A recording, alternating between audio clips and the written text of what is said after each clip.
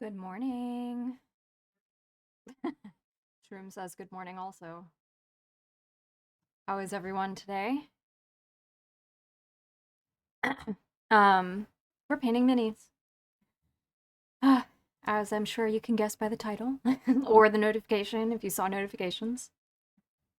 Just working on a story of mine. Ooh, amazing. Well, if you ever want to share anything about it, I'd be happy to know.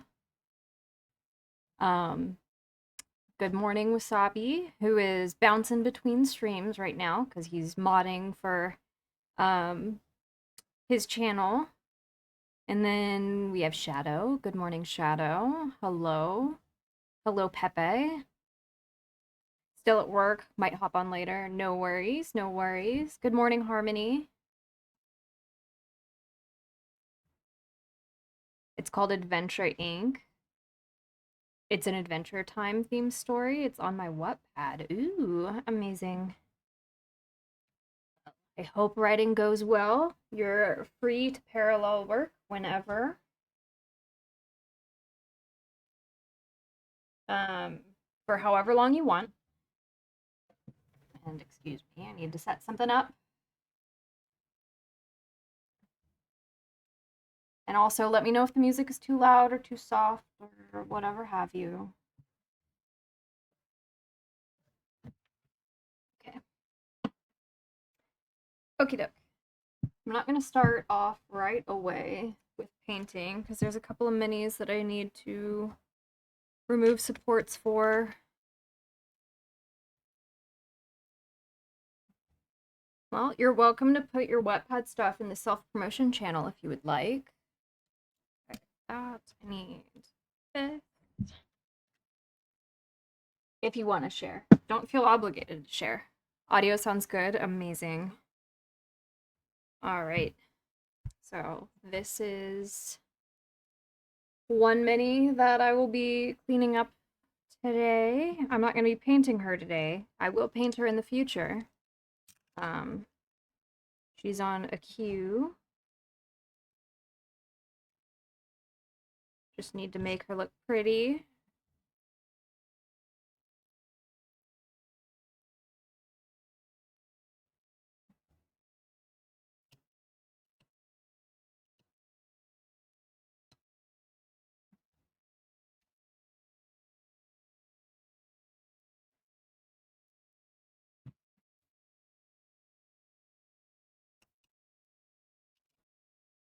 Hmm. Welcome to the Discord Shadow.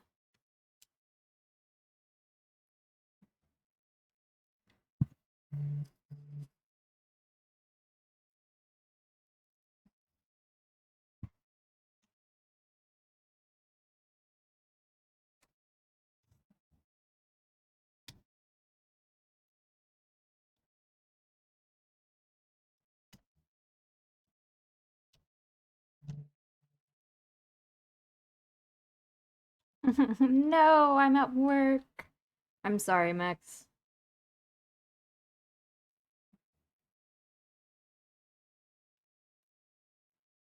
The VOD will be here for you later. Though you won't get the music, I apologize. Can't get demonetized.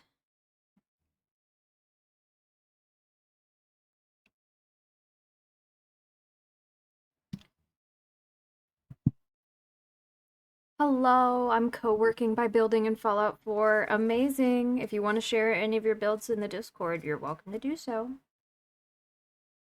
Um, Probably the games are here chat would be the best place for that one.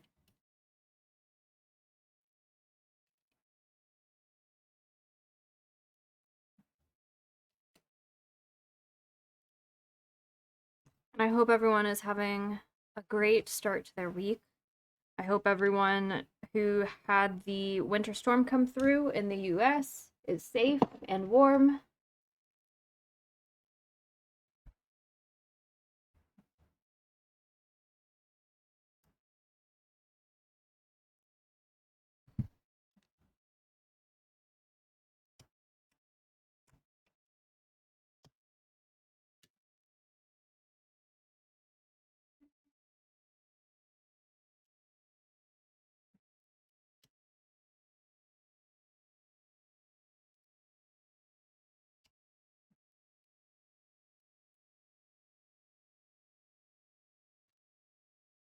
Where's my tweezers?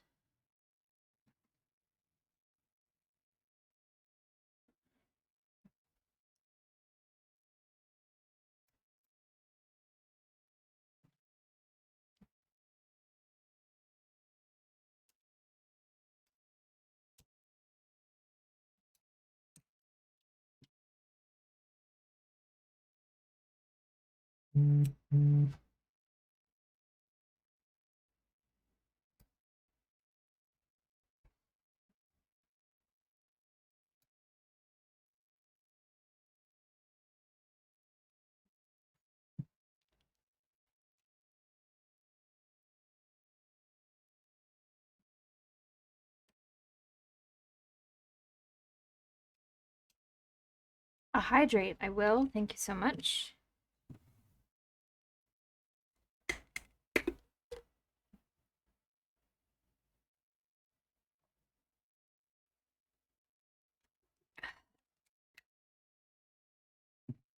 Refreshing.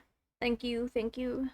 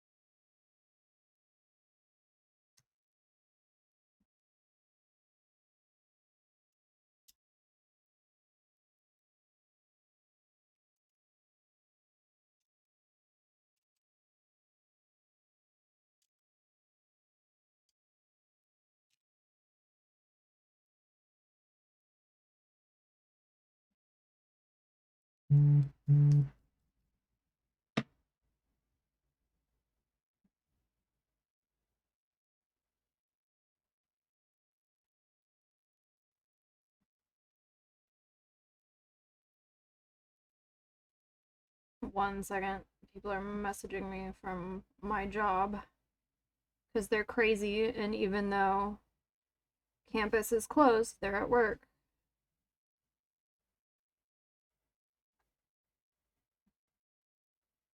Like crazy people.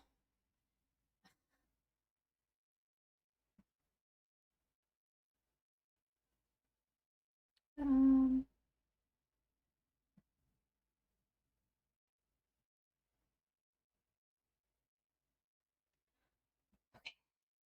explosion? What's explosion? Also, hello, Tharsis.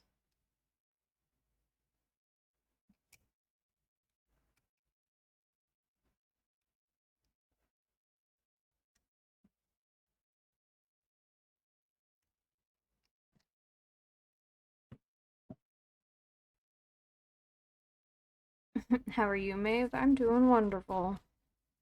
I have today off because campus is closed and I'm not gonna drive an hour or more into work because there's ice all over the roads and I live in the south and I don't trust people to be able to drive. So instead of endangering myself, I'm taking the advisory of the campus safety to not come into work, even though everyone else at my job appears to go into work today.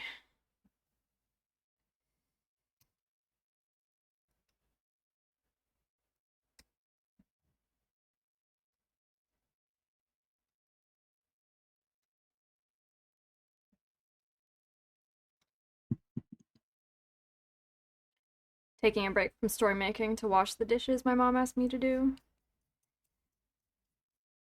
Good luck. Have fun. Well, have as much fun as you can washing dishes.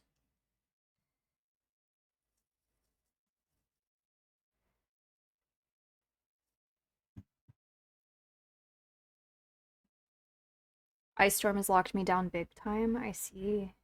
Hopefully you're staying warm. Stay safe. Don't go out unless you absolutely have to.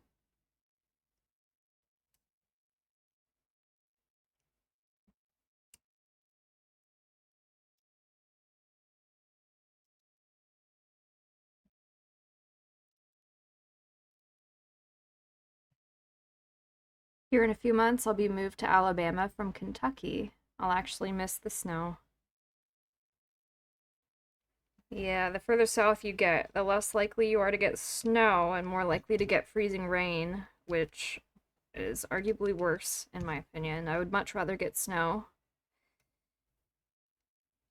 Freezing rain is obnoxious.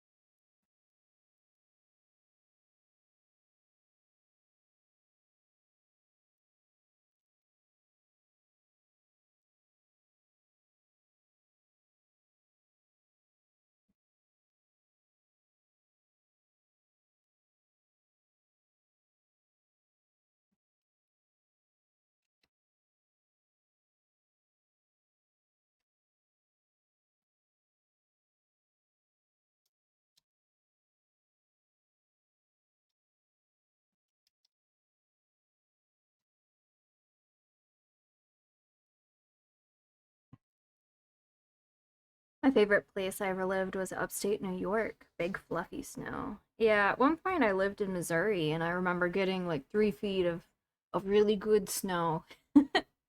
And it was nice. But that was over 20 years ago at this point. I would actually venture to say it was closer to 24 years ago that I lived in Missouri. Ugh, Shroom in the next room calling me old, as if he's not 2 years older than me.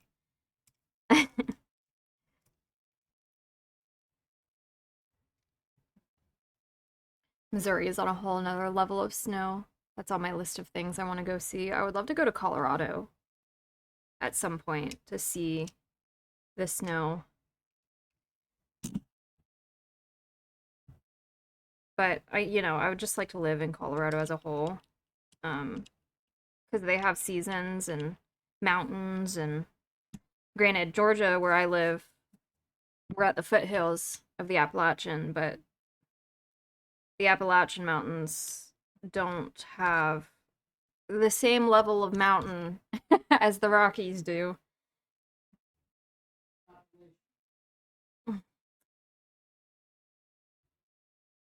Shroom is in the next room correcting me on how I say Appalachia.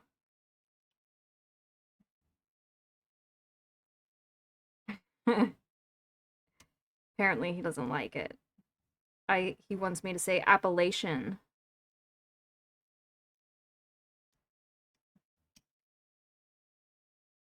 Yes, they are very old. They're one of the few places, if not the only place on Earth that's never been submerged under an ocean at any point in Earth's history. That's why they're spooky and home to cryptids, because the old things live here. The things that we've forgotten about.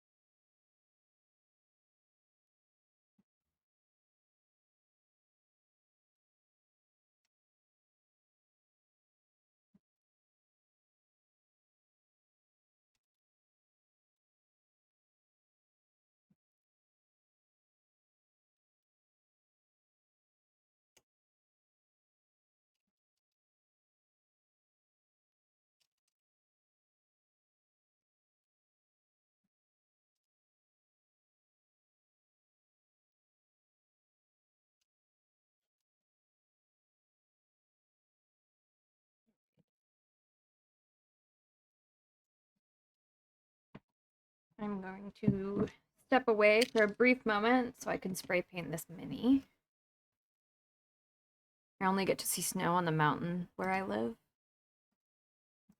Do you have to travel a significant distance to get to said mountain, or is it relatively close? Because if so, I mean, you still get snow, which is fun.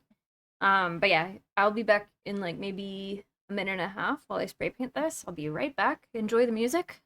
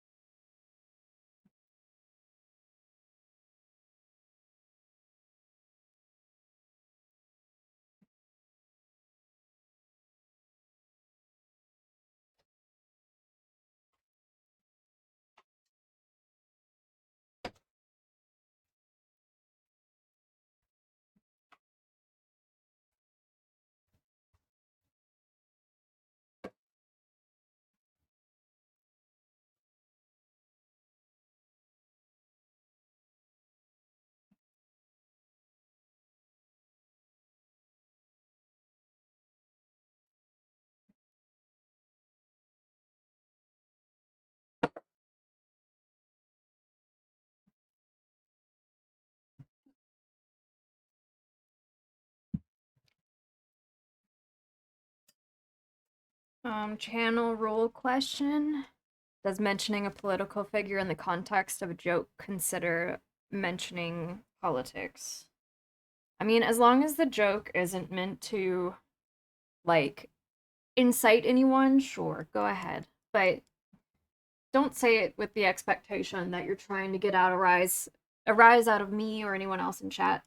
Just, make sure it's tasteful. Where did my little thing go? Here it is. All right. All right, now where's my other thing? Here it is. We're actually gonna start painting now. Yay.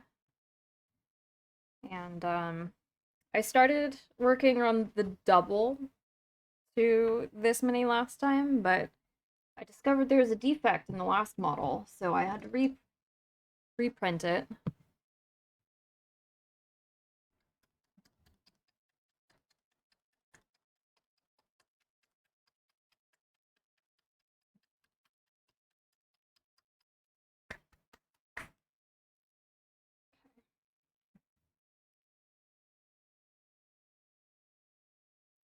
The mountains where old and forgotten things. The mountains where old and forgotten things live, that's where Joe Biden must have retired to. Hell, that's where anyone that's super old retires to. Which is like everyone in politics right now. That's where all of them are at. Alright. I'm gonna do some dry brushing on this black mini real quick.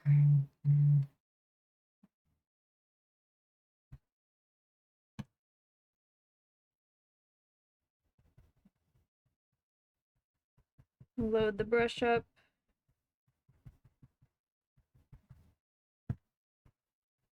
Pat it a little bit and get to work.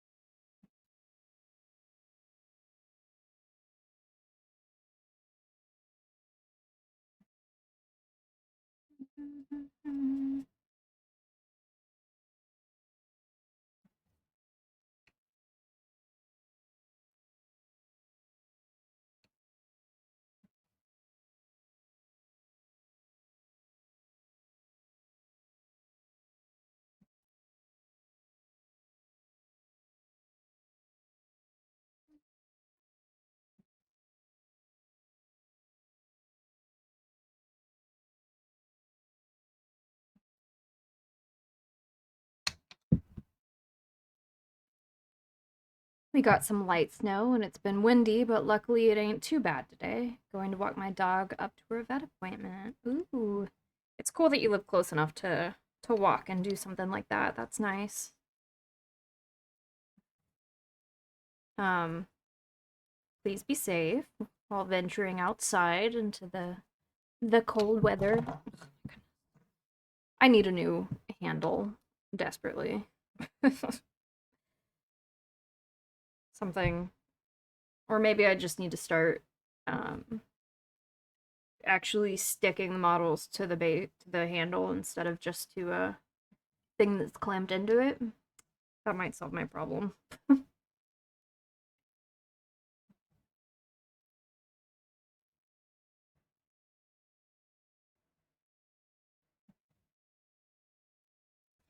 All right.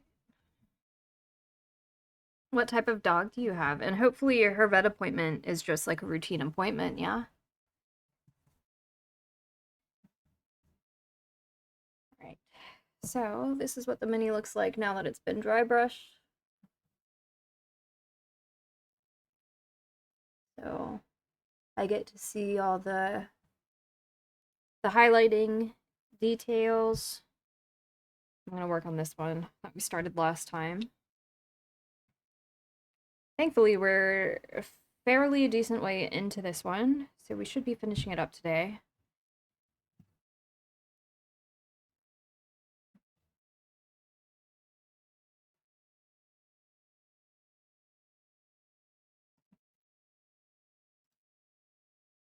Right.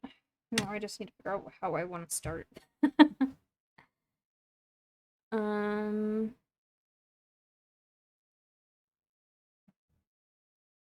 I could start on the metal. How about that? Let's get my grays.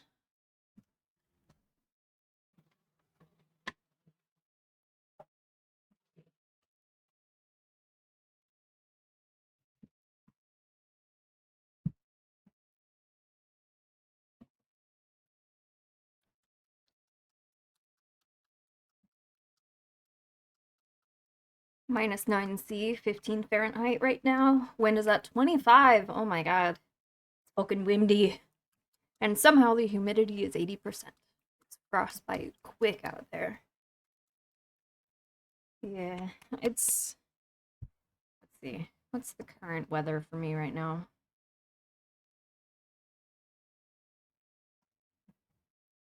Um,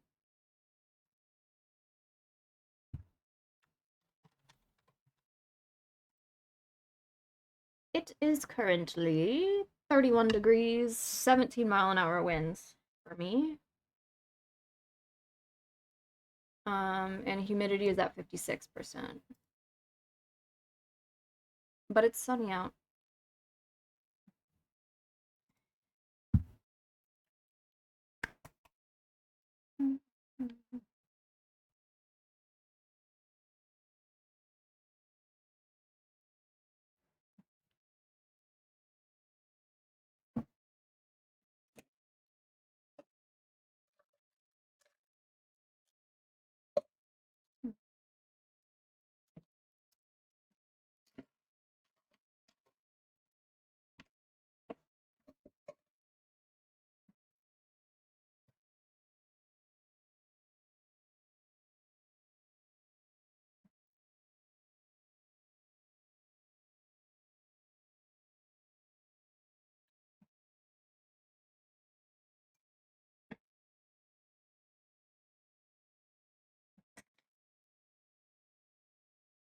Right.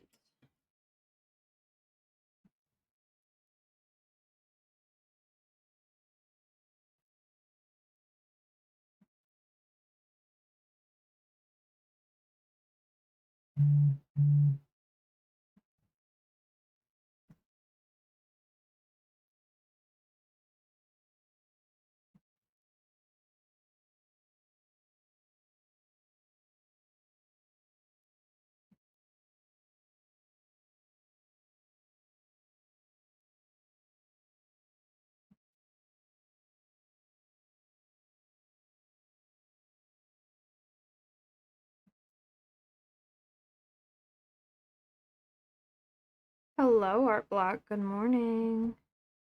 How are you?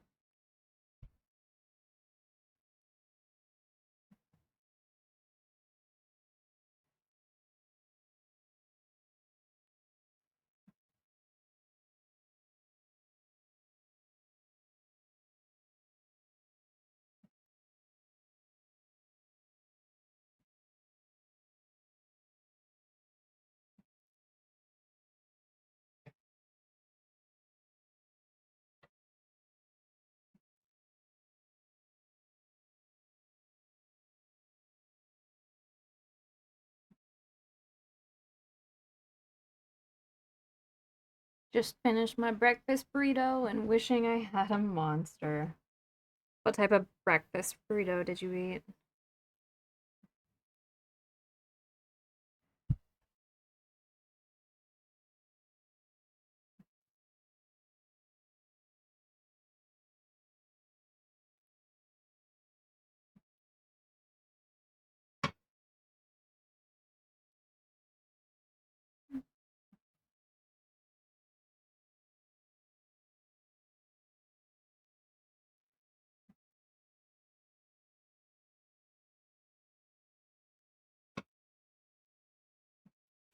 Sausage and egg with salsa. Ooh, that sounds delicious.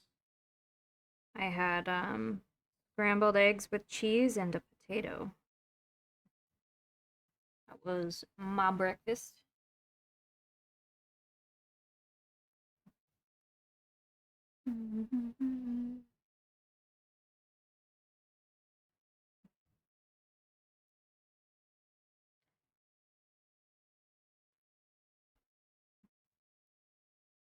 And of course, coffee. Always start my morning with coffee.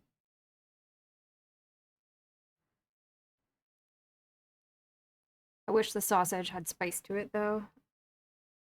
What type of sausage was it? Was it breakfast sausage or like Italian sausage?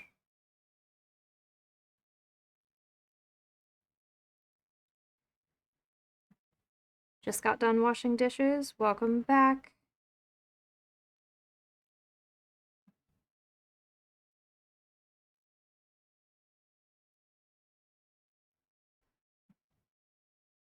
Yeah, it was a breakfast one, just kind of bland though. Yeah, breakfast sausage is really savory, but beyond that, it doesn't have a lot of spice to it. Um, if you want spice, do Italian sausage, spicy Italian sausage for your breakfast burritos.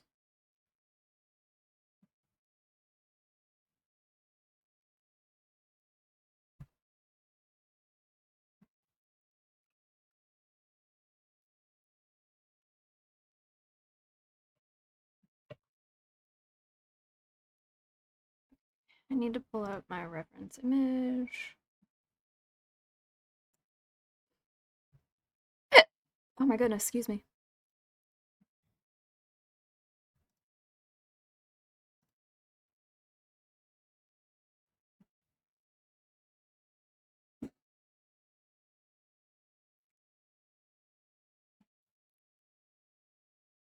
Okay. Let's see. So while I wait for the gray on the sphere to dry, I can start working on the plants. I need green though. As usual, we're going to start off with a dark color. then completely saturate the area.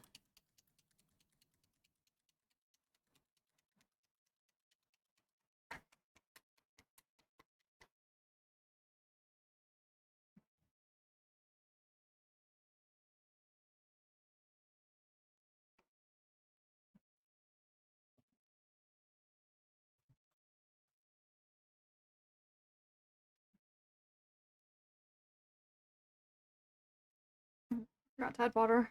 Oops. Would have been a little too thick.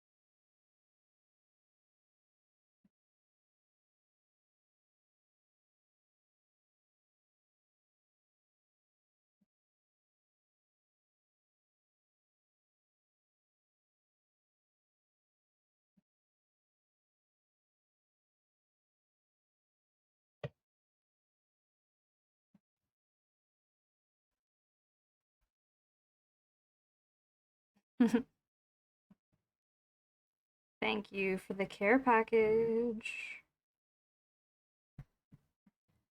I will unshrimp. I will stretch.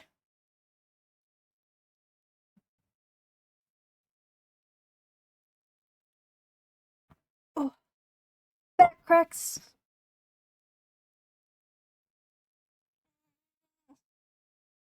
And a hydrate.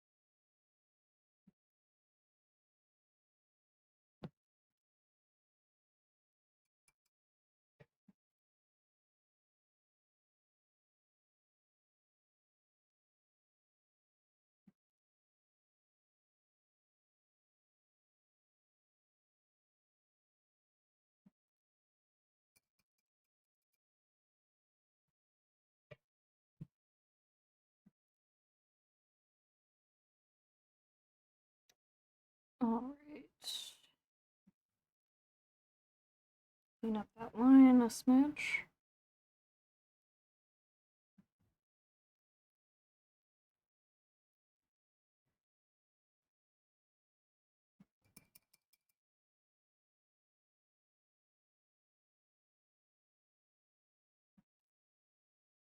All right, these little bottles.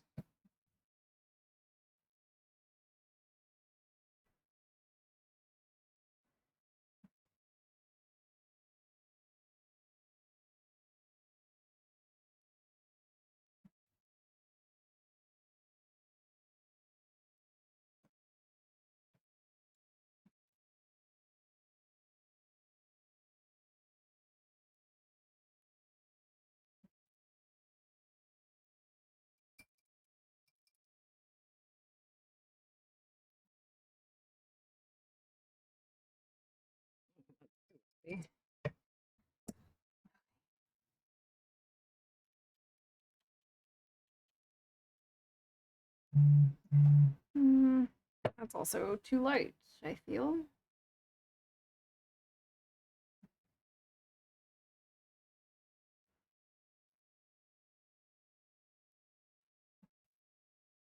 Hold on.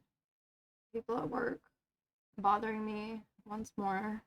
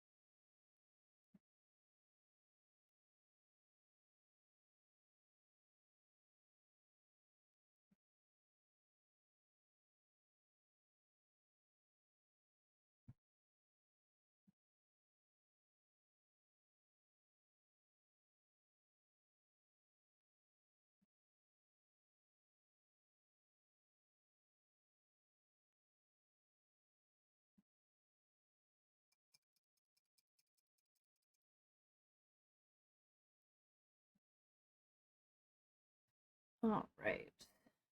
The sky has some details. Hold on, let me see if I can pull up the Hero Forge reference so I can zoom in. He has these like plates on the front of his shins that I would like to get a better look at.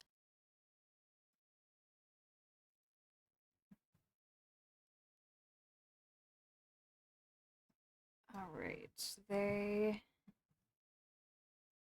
appear to be gold, purple, and then the part that goes around the top of the foot appears to be the same color as his shin wraps.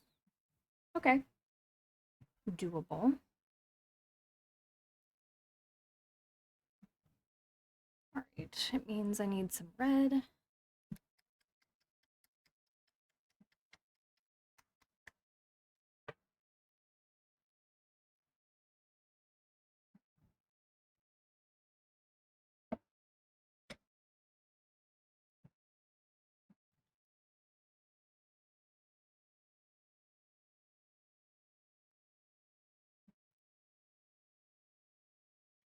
I might have diluted that too much.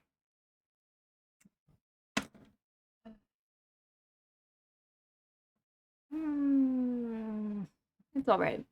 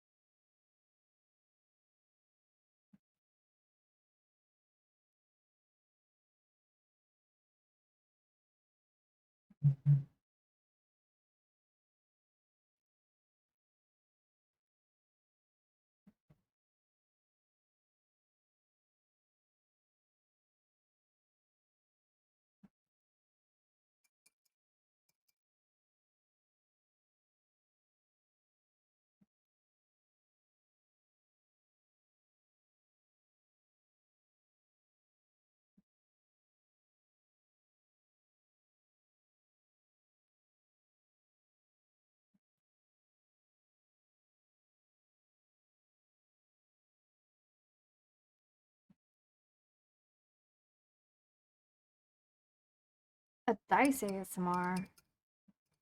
All right, give me 1 second.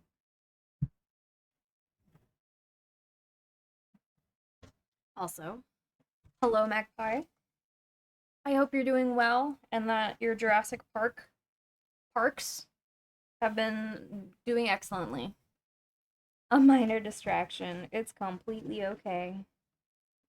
If I'm being distracted for dice, it's a good way to be distracted. Right. Got a nice handful for you.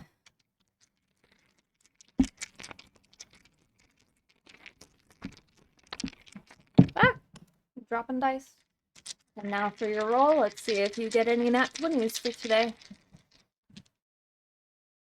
Ah, you got 118. Better than that, your roll is pretty average. Also, let's dropping everything. Everything's rolling. Let's take a look at this gorgeous dice real quick.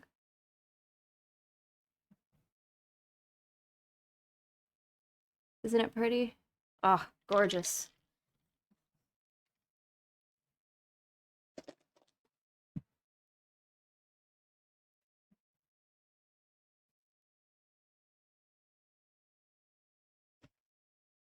Alrighty.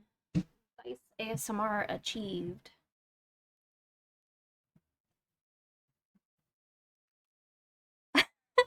Lately, I've discovered the only way to 5-star a particular map is to not have any elderly dinosaurs, thus the invention of the Velociraptor mosh pit and retirement home. Oh my god, that's amazing. I haven't had an issue with 5-starring maps with elderly dinos. Most of my issue stems around like if I don't manage their population and the population gets too big because they keep breeding, they get unhappy because of a lack of space. So I have to be on top of managing how many dinosaurs are in any particular enclosure, especially if it's a cohab exhibit. But, you know, your Velociraptor mosh pit sounds absolutely stunning, and I would love to see it.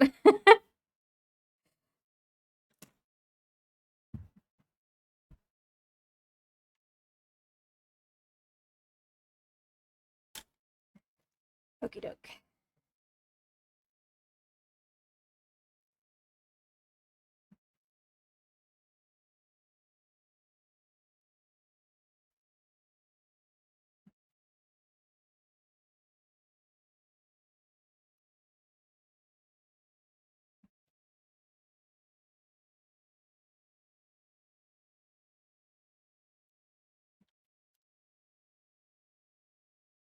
Yeah, that's another big thing. You start to realize why the original Jurassic Park went with all females only.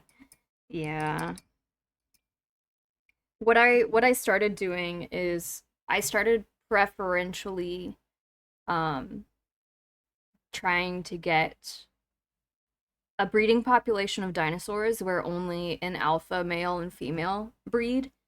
Um that way, once they produce a clutch of eggs, I almost said a litter.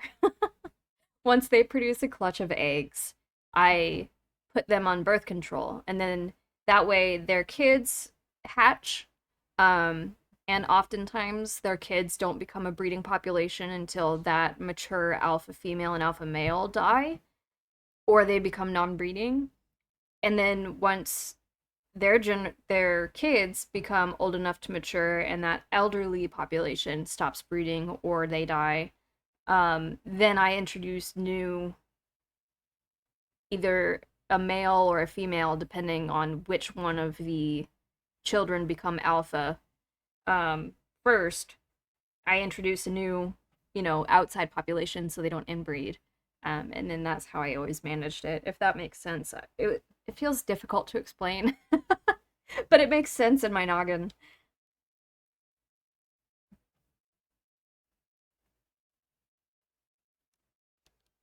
Makes perfect sense. Yeah, it's more micromanaging that way though.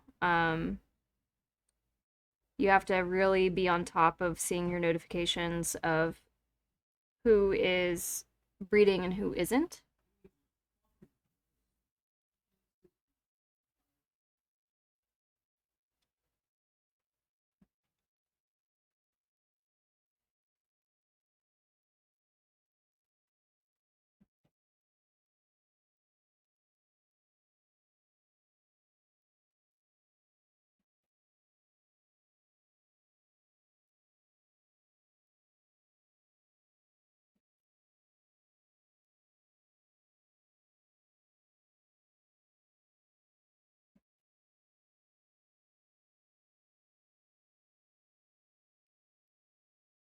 Thank you, gruesome girl. And chasing down everyone to click contraceptives tag is a chore. Yeah. So I don't know if you've ever played Planet Zoo, but it's made by Frontier, same as Jurassic World Evolution. I wish one of the quality of life improvements that they brought to Jurassic World Evolution 3 was the Planet Zoo system of like how you could bring up a master list of all your animals and toggle contraceptives on and off from the list instead of hunting down each dinosaur and going into their little menus to tag contraceptives on and off. That would be the best quality of life improvement the game has, is the ability to manage the dinosaurs through a master list instead of clicking on them. Also, it looks like ads are starting in about 2 minutes. I will be taking a break during that time so I could get up and stretch and everything like that, and then we'll be back after ad breaks. Kind of the quality of life in E3 is lacking. Yes, yeah. I don't know what the modding community is like in that game, but maybe if they support mods, maybe that could be something brought in through mods. I don't know. All right, I need a purple.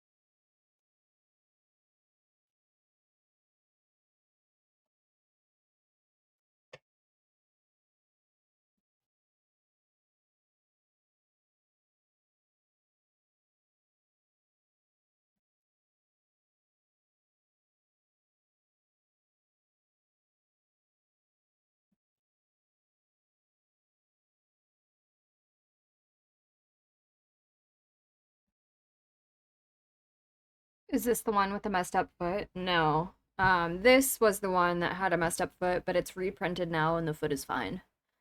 So I'll be working on that one next.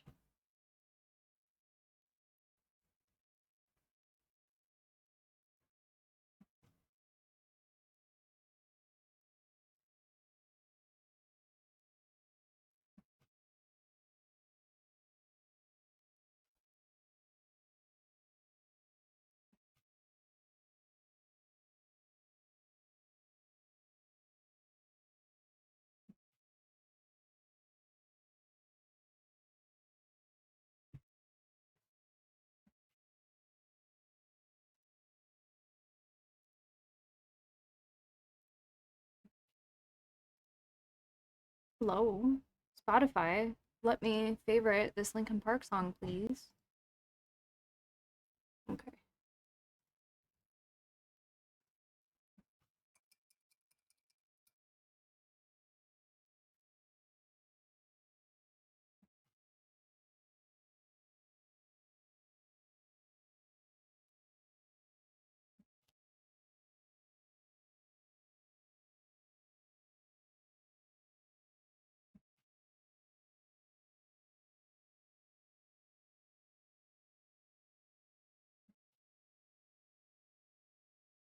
Oh, ads are running.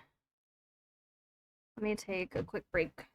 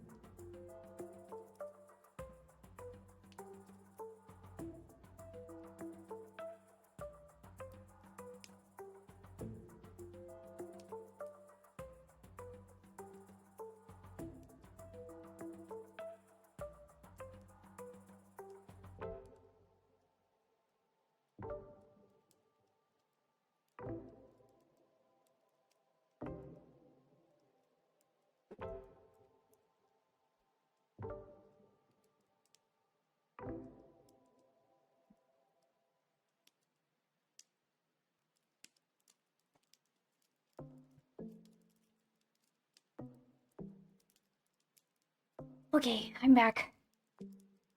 Ironically, ads just ended for me. Uh, I was a little late to transferring.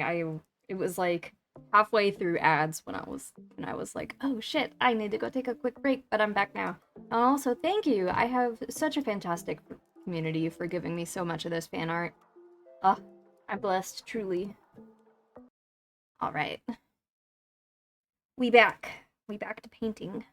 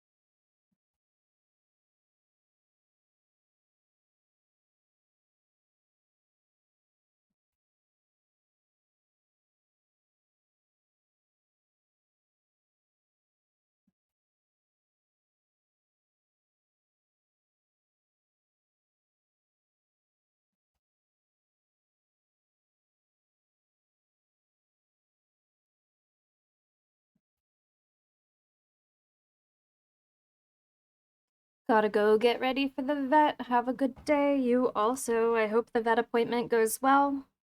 Enjoy your little walk with your doggo.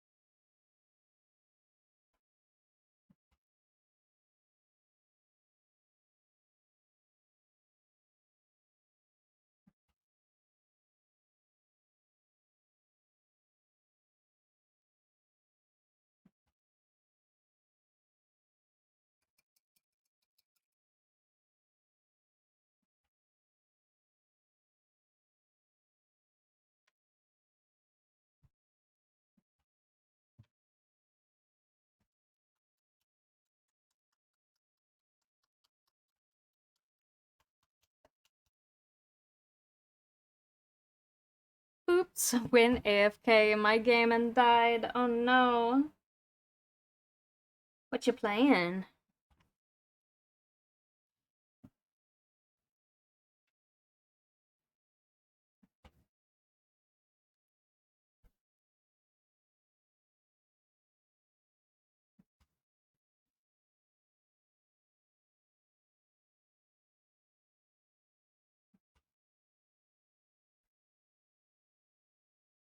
Tuo Bakai.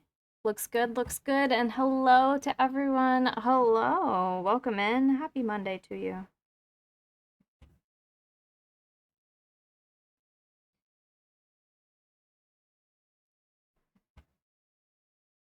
Arknight's Infield. It's been fun so far. That sounds like a gotcha game. Is it a gotcha?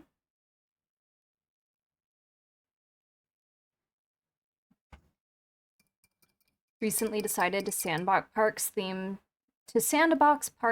on various dinosaur families. I started with Stegotopia, but the game only has like 4 stegosaurids. Yeah. I mean, you could always make primary habitats based on the stegosaurids and then add compatible species to make it more interesting.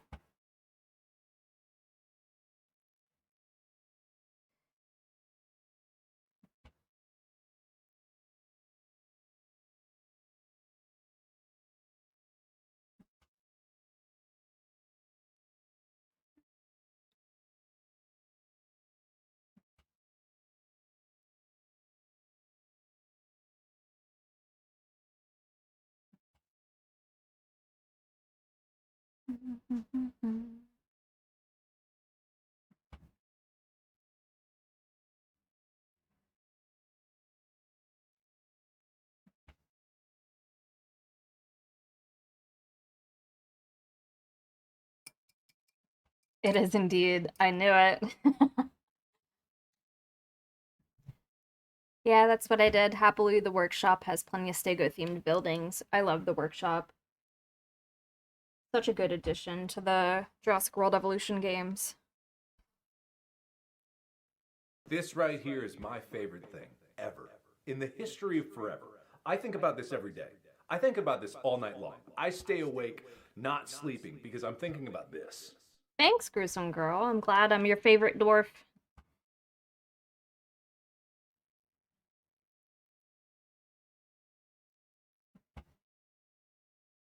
Plus, the number of enrichment toy blueprints makes me dearly wish the dinosaurs can interact with them. Yeah, I'm really surprised that the overlap between Planet Zoo and Jurassic World Evolution isn't a little bit more uh involved. But alas, we could hope that one day it'll come in future updates. Because the system for those types of activities, they already have the coding for it. It's already in place. It's just whether or not they implement them. And if the carnivore dinosaurs have a pseudo enrichment thing with the whole prey drive aspect, it really surprises me that they don't have a similar thing for the herbivores, at the very least.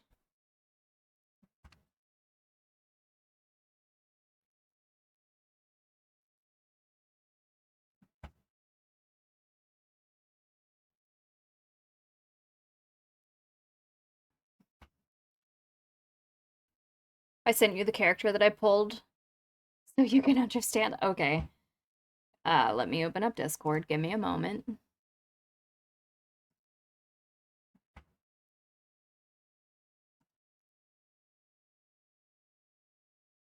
Ah,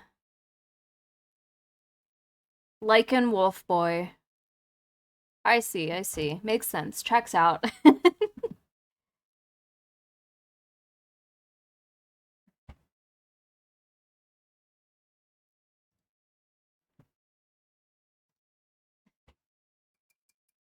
Give me animations of a Triceratops going to town on a scratchy brush like a cow. Yes. Or give them one of those like big balls with the handle on the top, like they give horses, and watch them play with a ball like horses do. Oh, that would be amazing. I would love that so much. It'd make me happy.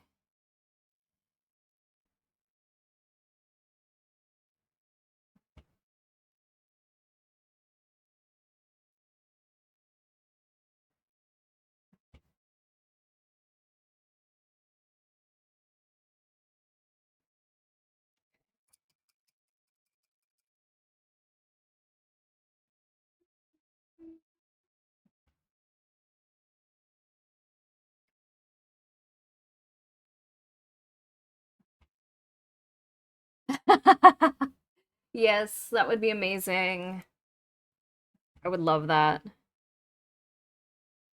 Truly, they have the ability to do so much with the animals of that game, or rather the dinosaurs, if you would prefer that term. But they're just big old animals, big old puppy dogs at heart. Give them a way to play.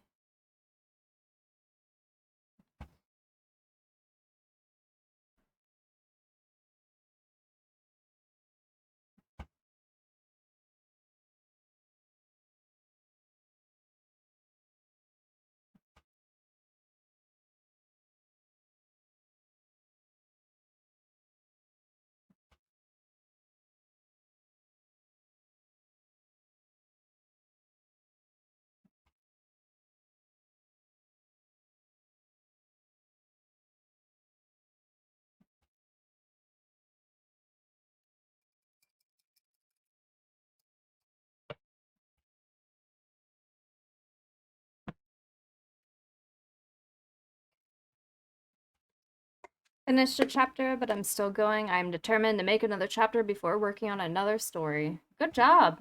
I'm proud of you for finishing a chapter.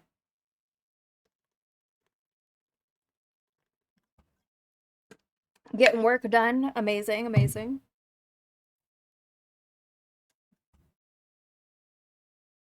All right. Need to do some glazing.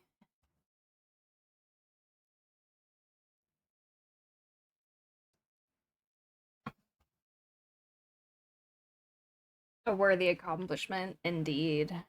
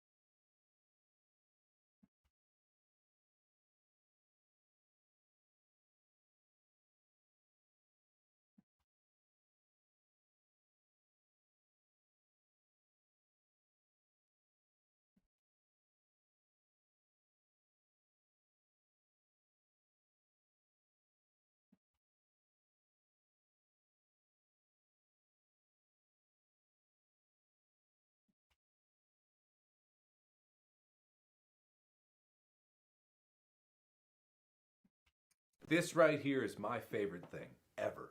In the history of forever. I think about this every day.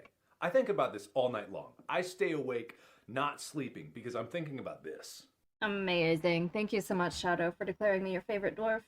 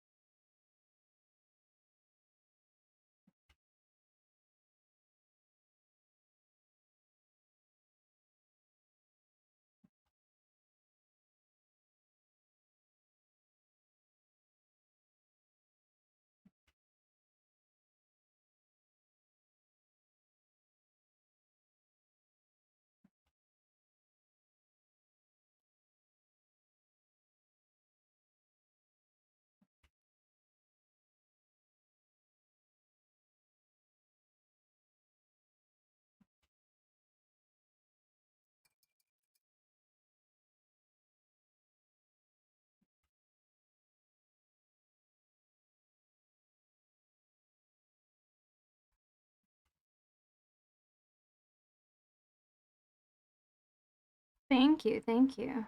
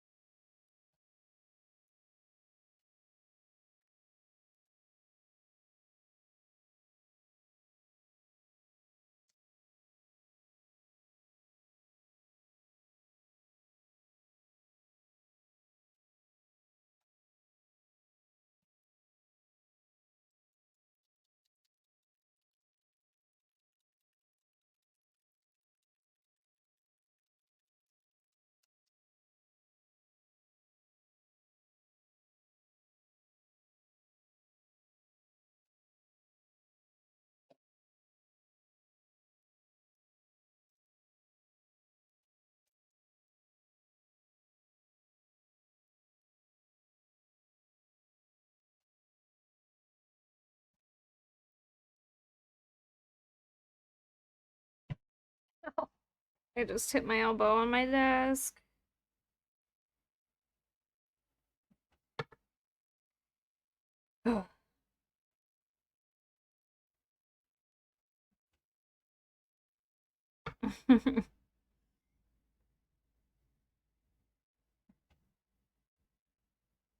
It's fine.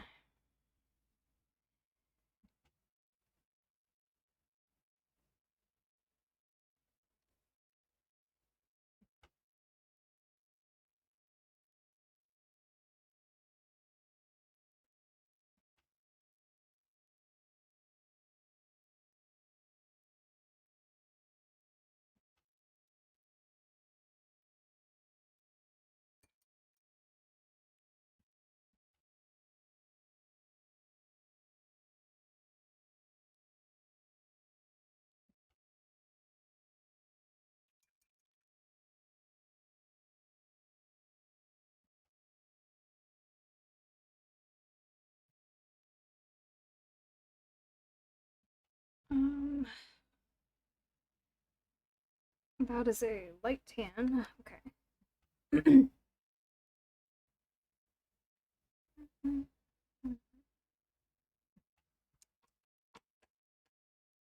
Oops.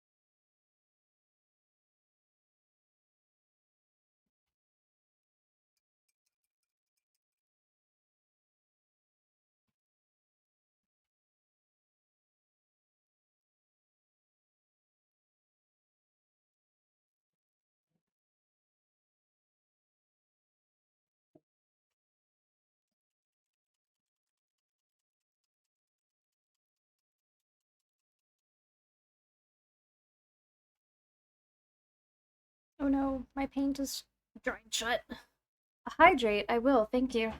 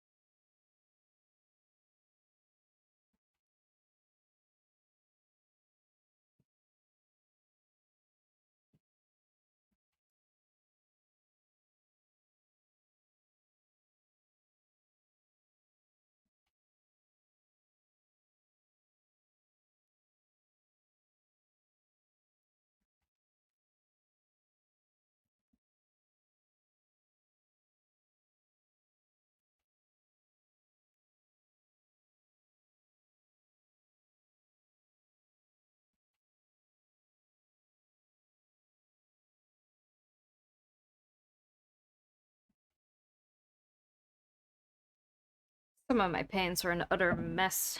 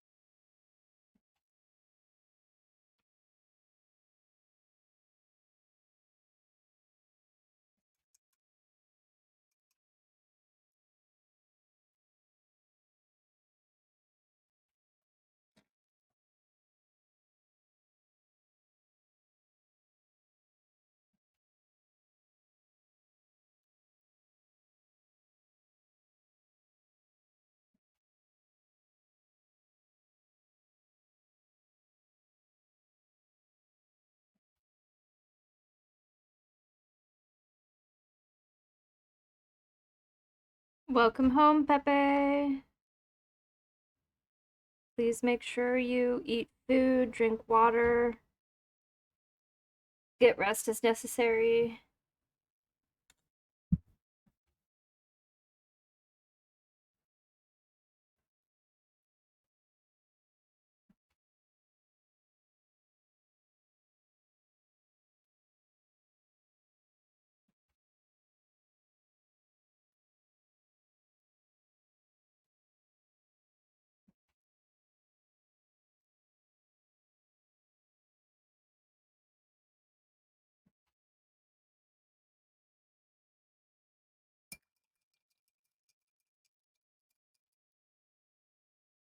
Rufus, I'm going to sleep, but I will be lurking while resting. No worries. Go to bed, my friend.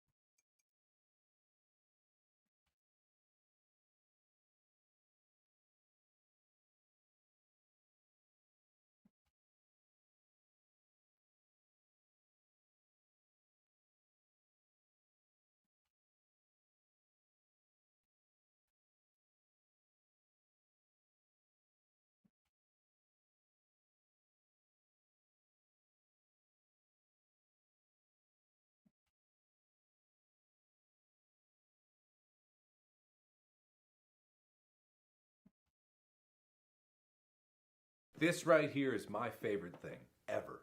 In the history of forever. I think about this every day. I think about this all night long. I stay awake not sleeping because I'm thinking about this. Thank you, Crod, for declaring me your favorite dwarf. How are you today? I hope you're doing well.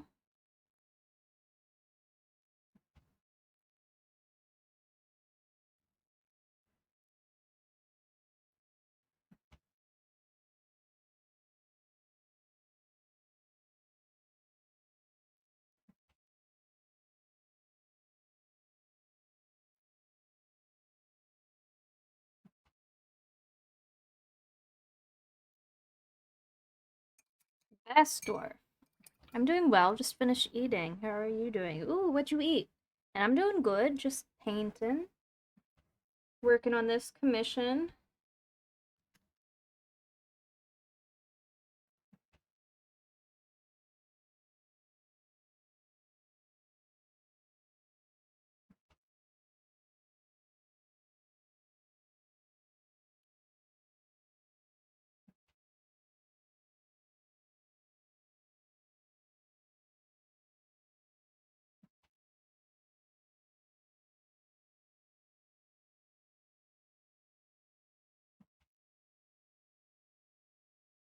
Brown rice, beans, chicken with spinach, and cream of mushroom. Did you eat today? I did eat today. I had breakfast before strim. Thank you for checking on me.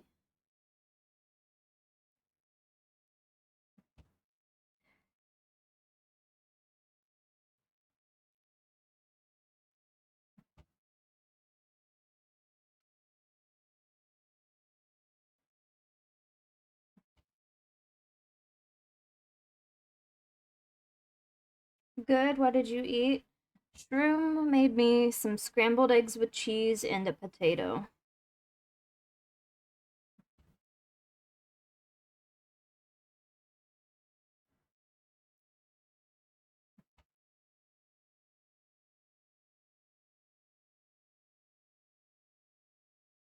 Got a cup of raspberry tea. I can super chill now. Ooh, that sounds delicious. There's a blueberry tea that I have that is very good also. Herbal teas are divine.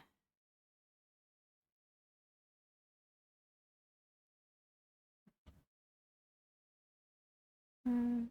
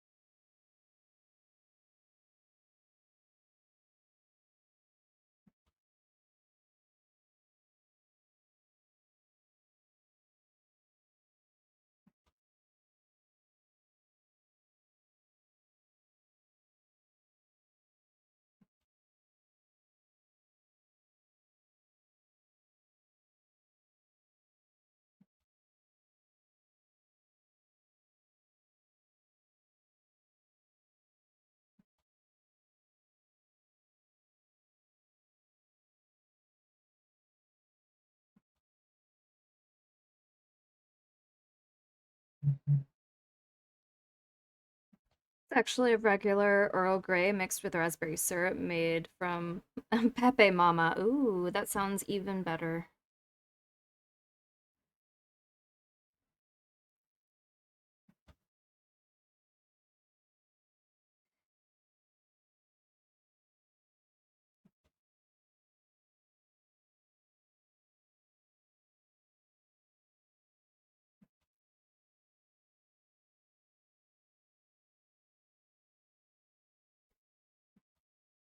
Mm.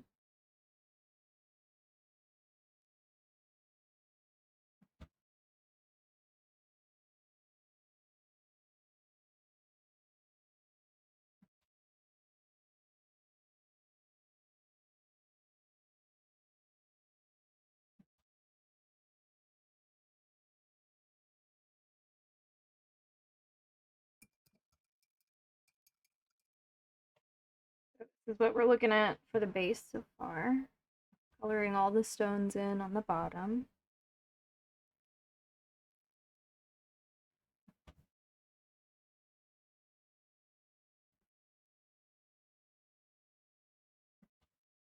I know it's a little bit difficult to see because of the angle of the mini, so I apologize.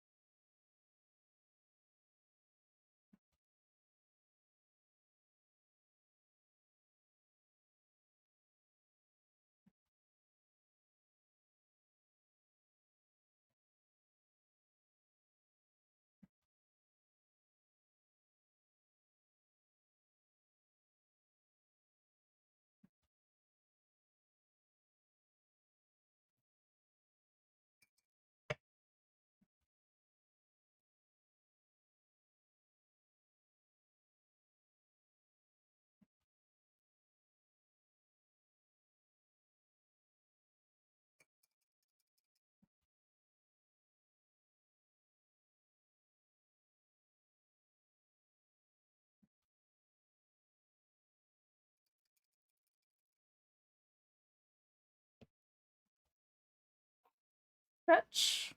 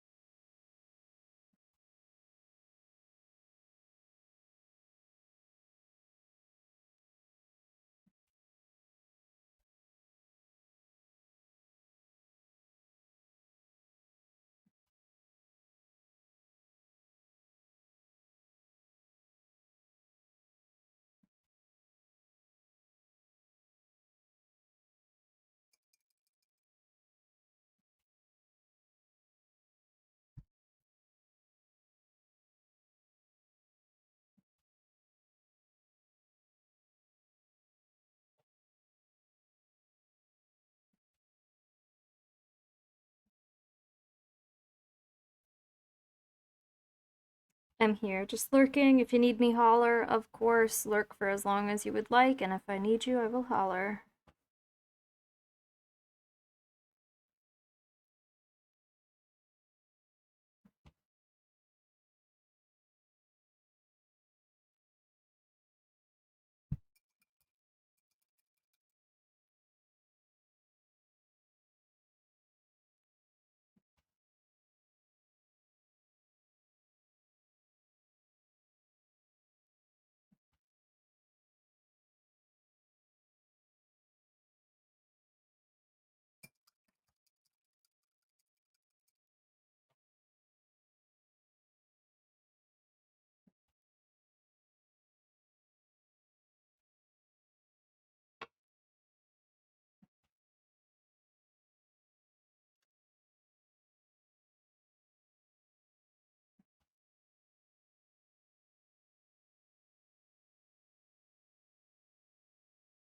Oh my goodness. Ogar! And just like that, 3 months have gone by. Thank you so much for the resub. I hope you continue to enjoy your emotes and an ad-free viewing experience.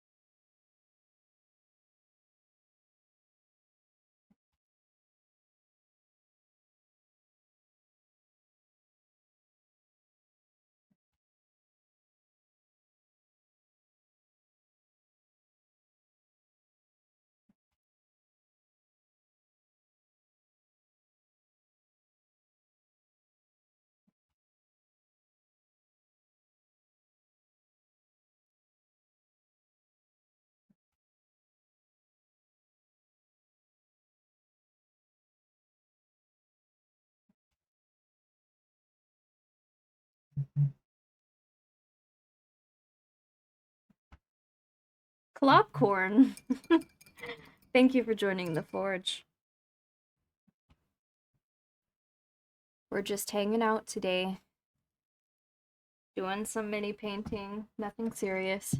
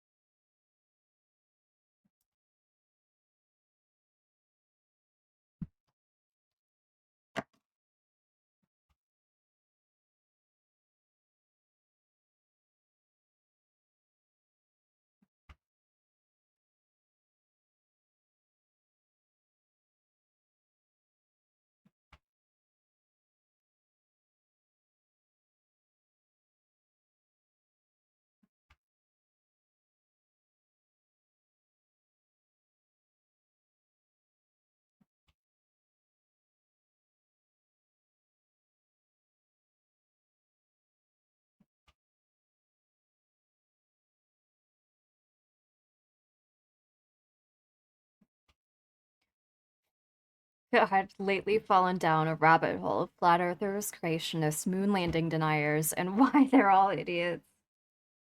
Oh man. That sounds like it would stress me out.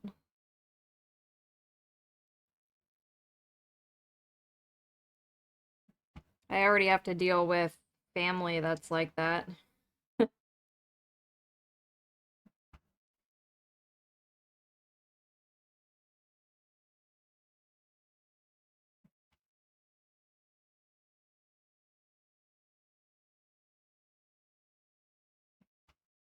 Been there. I think everyone has family that's like that, right?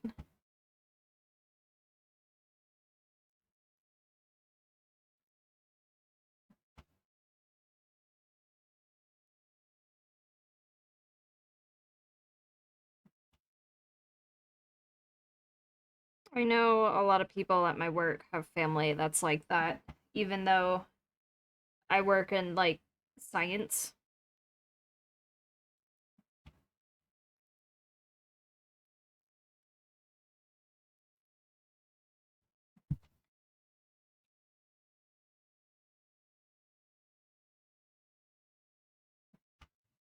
Last year, someone funded a trip to take multiple flat earthers to Antarctica to view the 24-hour sun there. So the problem with people like that is they don't like to have the foundation of what they believe shaken. So even if you show them undeniable proof, they're going to convince themselves that whatever was done in order to get that proof is wrong. There was a guy, the leader of the flat earthers, I think. He's like, I am developing this experiment, which is a legitimate experiment on how to test the curvature of something. He develops it, he creates it, and he's like, I'm gonna do this experiment and prove once and for all that the Earth is flat. And the results that came back were that the Earth was curved. And he's like, oh, well, clearly there's something wrong in the methodology of this experiment, and I need to figure out a different way to go about proving that the Earth is flat. So this man developed a way to test the curvature of something, a valid way that people use to test the curvature of something. And he, in the face of this, being shown that he was wrong, instead of accepting that he was wrong, instead said, oh, clearly the methodology is wrong, and I need to find a different way to prove myself right. So those people, there's no helping them. Amazingly, the flat earthers recanted, but their fans online refused to believe it and turned on them immediately. Yeah, like it's just like science is hard. More like convincing someone that the foundation with which they built their personality was hard. If they need to change it. Like, that's the problem here. If they didn't build their lives off of this one belief to make it that their hill is what they're dying on, like, and someone removed the hill out from underneath them, instead of accepting the fall, they're like, no, no, I am going to put my faith in this now nothing that's beneath me. Hello, Phoenix. How are you today? I hope you're doing well.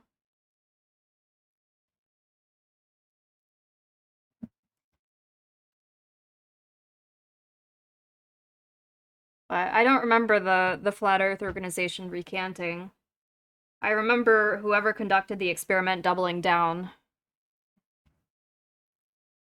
I could be wrong though. I'm not really um up to date on my flat earther lore.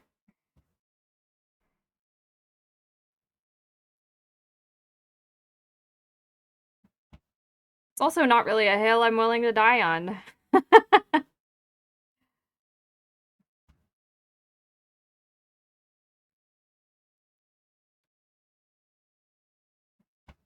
Just woke up and now I see my favorite little dwarf. Amazing. I hope you slept well.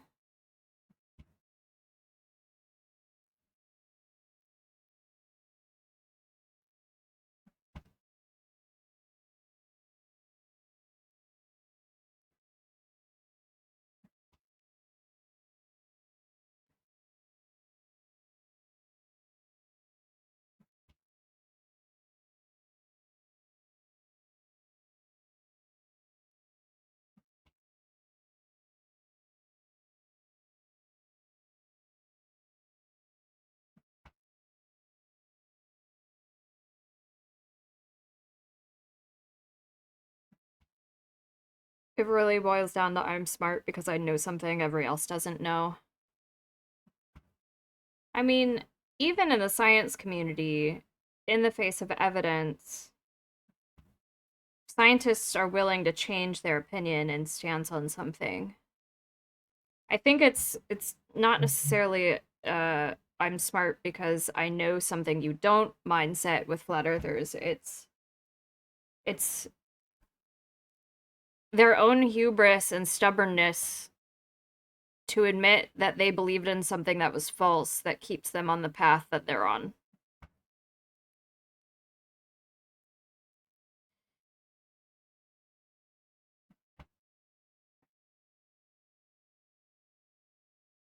Usually, flat earthers are practically brainwashed, so there's no convincing them most times, though I have seen someone go through the stages of grief before accepting that Earth isn't flat, which was interesting to see.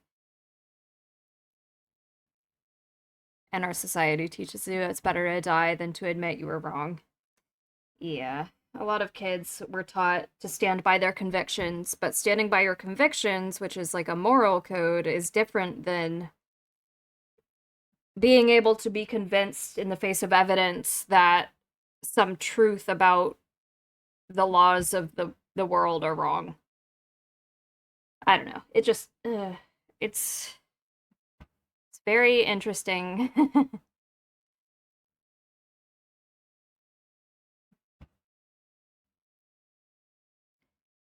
Since working in science, the amount of times like knowledge has come out that completely contradicts some other piece of knowledge and the entire scientific community having to reframe their way of thinking in order to accommodate that new knowledge has been often because of the advancement in technology. And could you imagine if scientists were unwilling to change their way of thinking, how little advancement we would have in the world?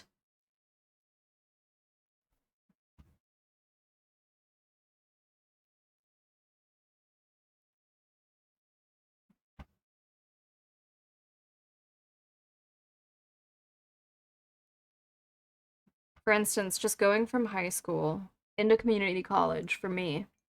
In high school, I was being taught that there were seven kingdoms, right? You have animals, you have fungi, you have bacteria, you have archaea, you have um, some other things. I don't even remember what they were. It's been so long ago. But you had the seven kingdoms of life. That's no longer how we look at life. It's three domains. You have bacteria, you have archaea, and you have eukaryotes. And that's how we classify all living organisms is in these three domains now, and that has to do with genetic sequencing. So the seven domain system was based on what we could view and look and classify animals as in regards to how they looked, simply by looking at them, because this classification system was made prior to genetic sequencing existing. Then, once we started sequencing things, we realized how interrelated things were based on the 16S ribosomal subunit, which is common in all life. It's shared in all life. And you could see how related things are based on the sequence of ribosomal subunit. And it completely changed the way we look at the tree of life. And now that's what we teach. And I got to witness that change going from high school to college. And I had to reframe my way of thinking. And I wouldn't be the scientist I am today if I went into that college class and said, "Nuh-uh, I was taught this. And because I learned it first, that's the way it is. That's what's accurate and most up to date is this thing that I learned first." I just and that's how they think. They don't advance. They can't take in new information and be like, "Oh, that makes sense. I understand. I see the evidence before me and I'm willing to change what I believe." It's like they feel seeing new evidence and changing their belief is the same thing as seeing no evidence and being willing to change their beliefs. It's very odd. It was even a group of flat earth scientists that conducted a test to prove the world wasn't curved and proved themselves wrong in the process, and they immediately proceeded to take refuge in Yes, I was talking about that earlier. They blamed the methodology of the experiment and said that the way they designed the experiment must be wrong. Yes, we are forever students. That is the way you should look at the world, especially in the face of science, right? Where you have people who dedicate their lives to gathering this research and they present it before their peers, and that research has to be reviewed by their peers, and they have to all consent with the information before that information is pushed to the public. And like the amount of rounds of scientists reviewing this before they release it to the world, and it's like, hey, this is the new way we look at the world. It's just, it's so rigorous.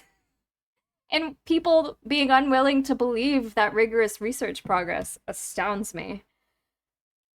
But it's whatever. It's whatever, I guess. I am all for people willing to have faith and believe in what they believe, but ugh, it's frustrating.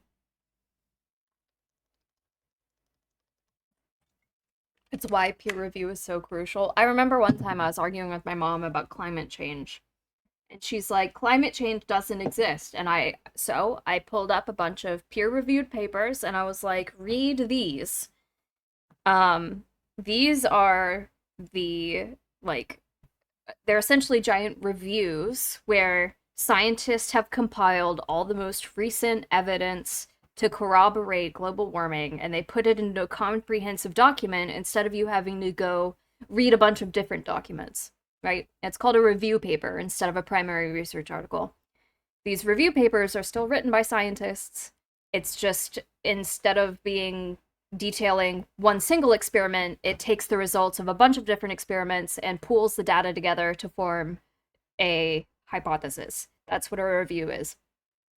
I sent my mom these review papers so she can get a bunch of knowledge about global warming. And she read it and she's like, okay, but I found these papers. And she sends me these papers.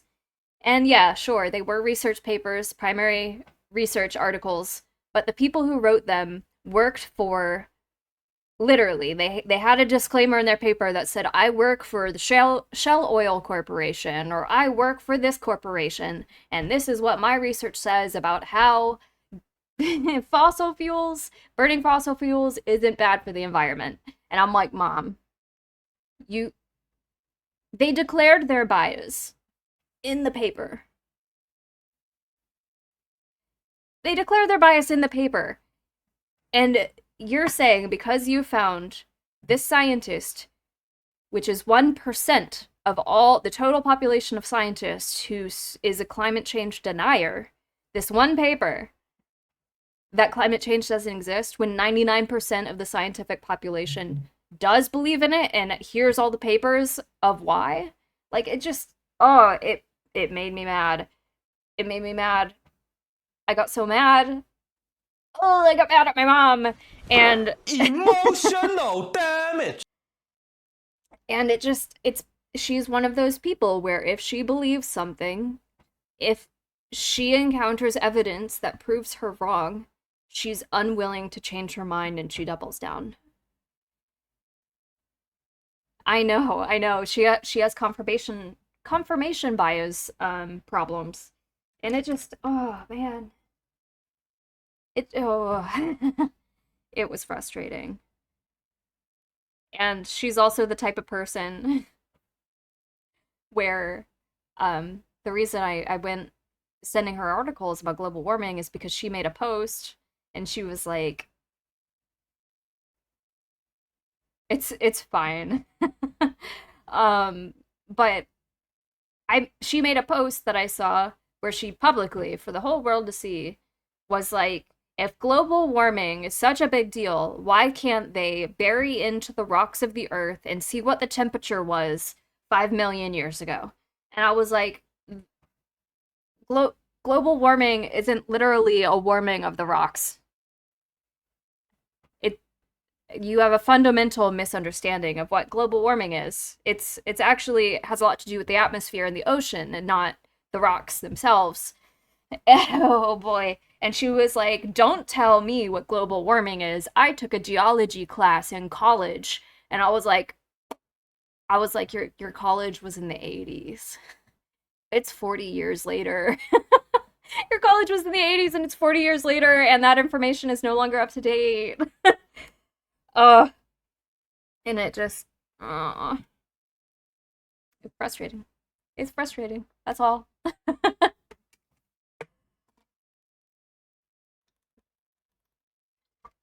All right.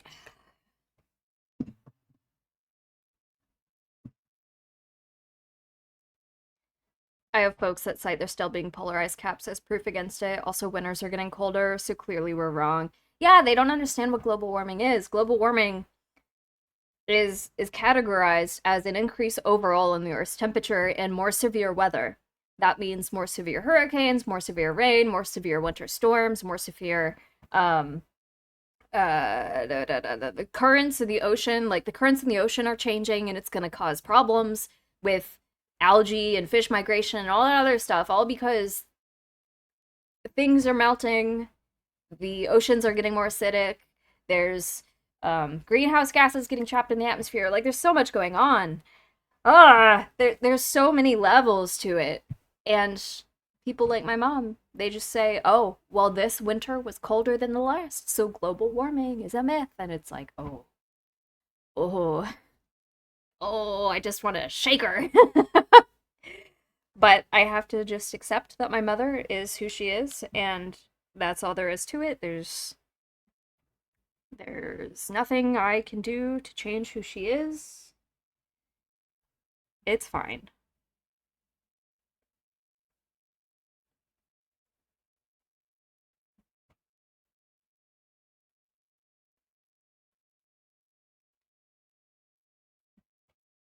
Um,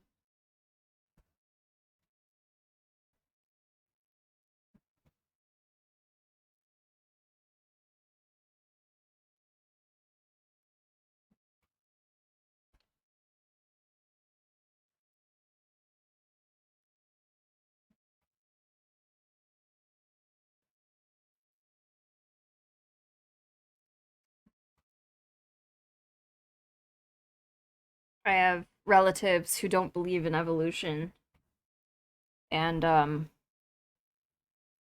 they're big fans of saying, if we evolved from primates, why are primates still around? And I have tried to explain them how evolution works, and they just are unwilling to listen. So I have to just accept that they are the way they are, and I have to be okay with it.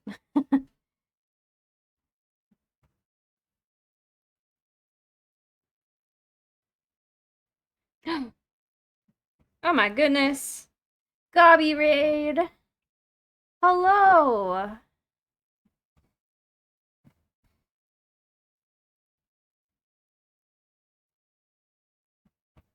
I'm so glad my family is mostly artists and open-minded. I love that for you, Ogar. Hello, Art of Gob. How was your arting today? I briefly stopped in before stream and saw that you were working on your raccoons for your game. How'd it go? And also, if you need raid and dash, I completely understand. Please feel free to go take care of your needs as you see necessary. You're also free to lurk for as long as you wish. We pretty much finished up one mini earlier today. Here's our bugbear boy. Sorry. He's a little out of focus, but he looks good. I'm working on the second version of him right now. We're currently talking about our frustrations with people who are unwilling to change in the face of scientific evidence. Me. Huh? Me. You're silly. This right here is my favorite thing ever. In the history of forever. I think about this every day. I think about this all night long. I stay awake not sleeping because I'm thinking about this. Amazing. Thank you for declaring me your favorite dwarf. Do you want to see a mini? I need to do his chest thing still, but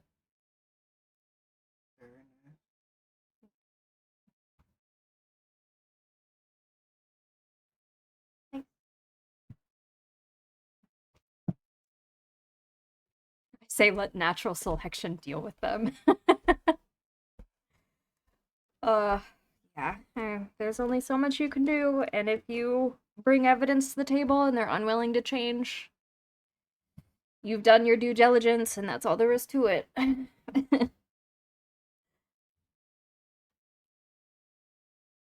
All right.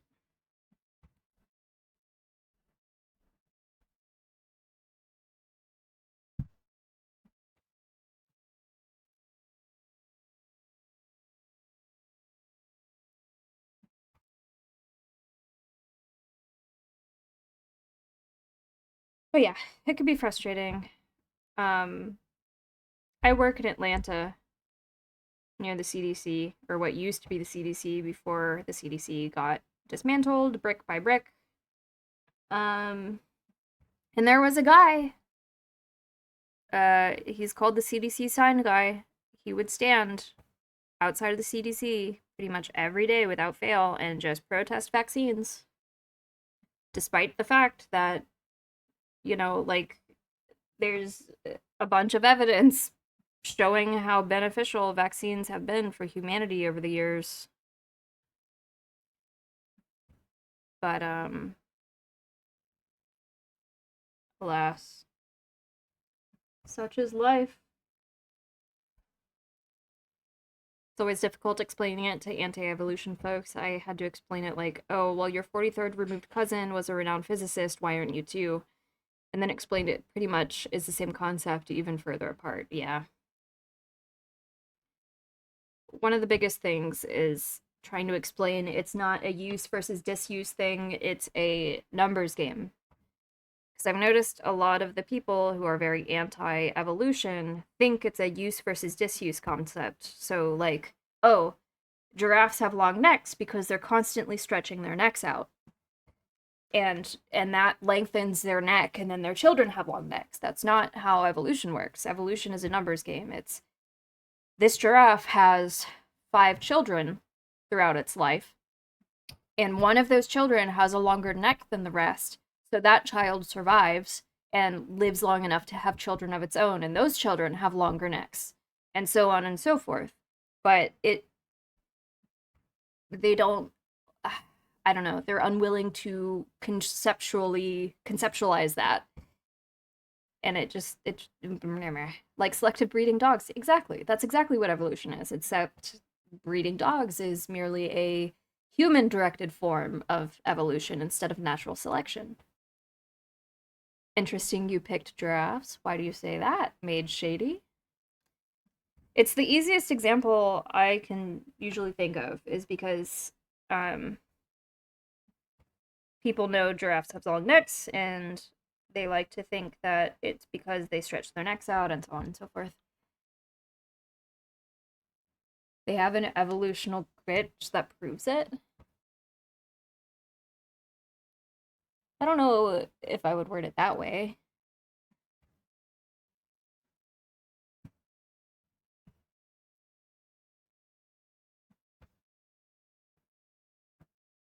There is such a thing, and this is a more advanced concept in science.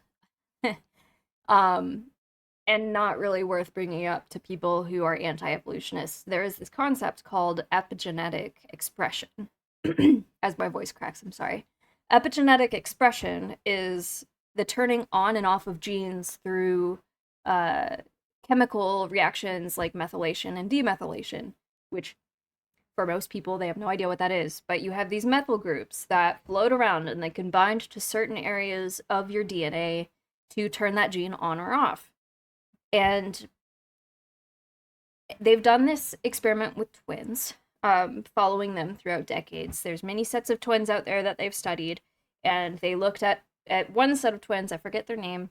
One of them was very athletic, and the other stayed inside and had a very sedentary lifestyle. So even though they were paternal twins, what's the identical twins? Either way, they were identical twins, and they looked very similar as children. And then as they grew up, their epigenetic expression varied, even though they had the same DNA.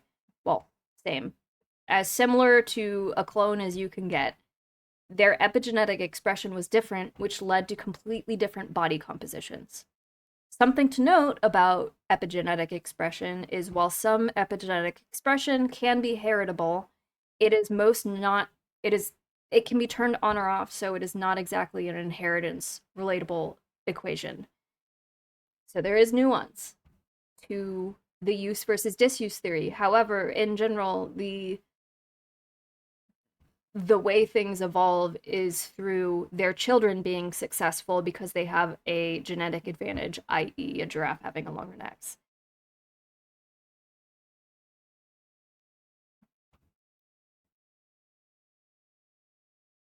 Oh, that's interesting. I mean, it makes sense though. You can, I mean, look at people with leg lengthening surgeries right now. Same concept, I feel.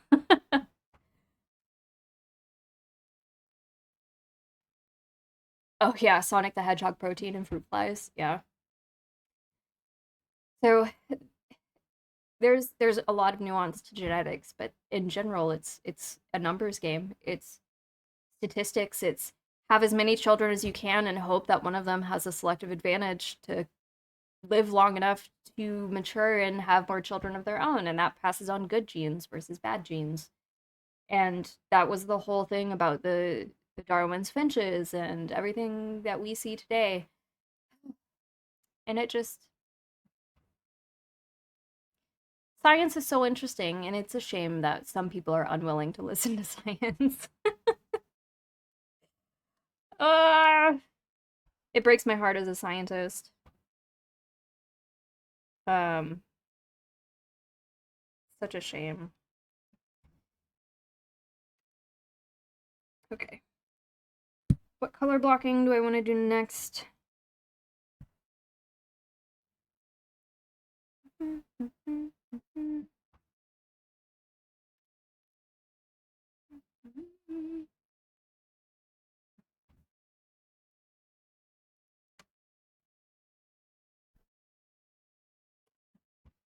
And then, of course, you have other, like, opposite examples, such as inbreeding.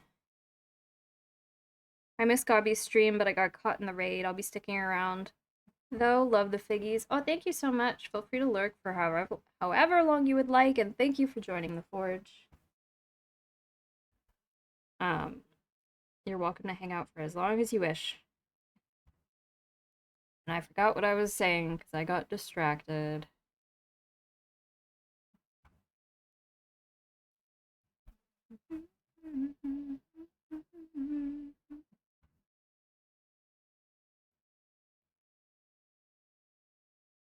The biggest difference is science comes from a place of curiosity and logic, but anti science people come from a place of fear and emotions. Oh, yeah, that's true.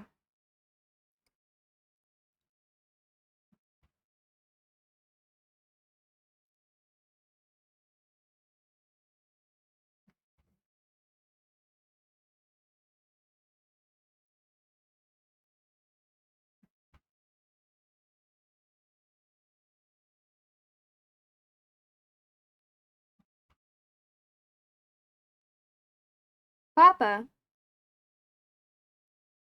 is 5 streams the beard stream? Sure is.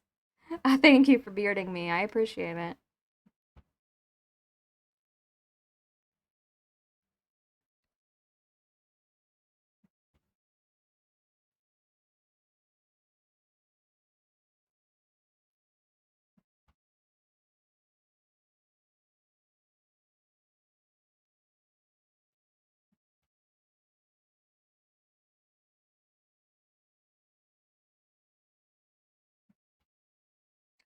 I just realized I'm very, very hungry. My stomach just growled.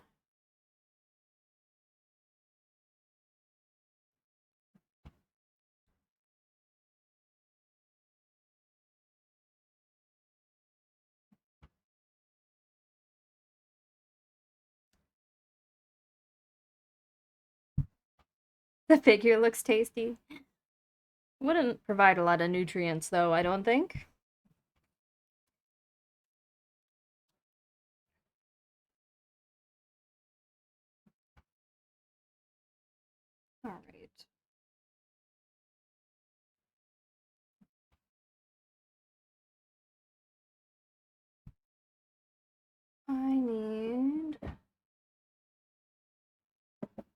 not strong tone. What tone am I looking for?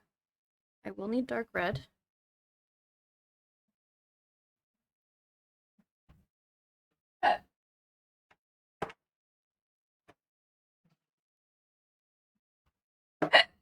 Oh my goodness.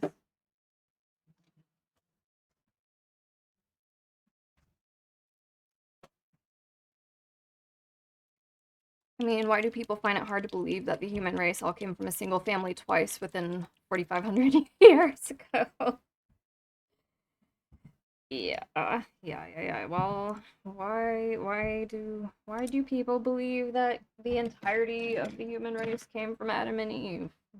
Mm.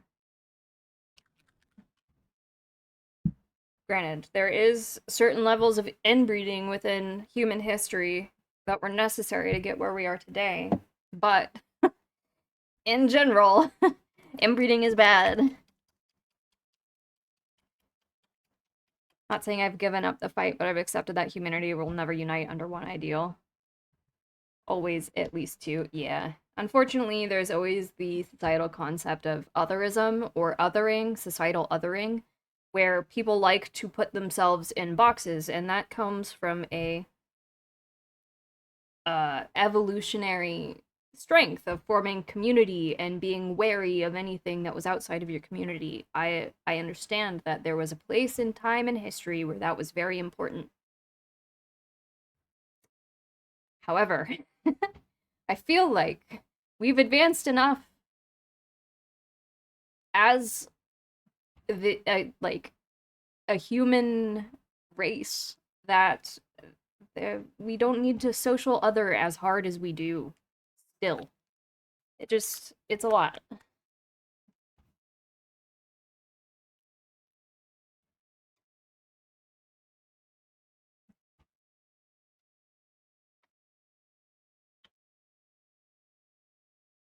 Who had three boys. Yeah, it just or uh or the fact that there's so much evidence to say that the earth is billions of years old and they're like, "No, it's only 4,000. It's only 4,000 years old. Dinosaur fossils aren't real. They were planted there by the government." I've met people who believe that. It's genuinely baffling.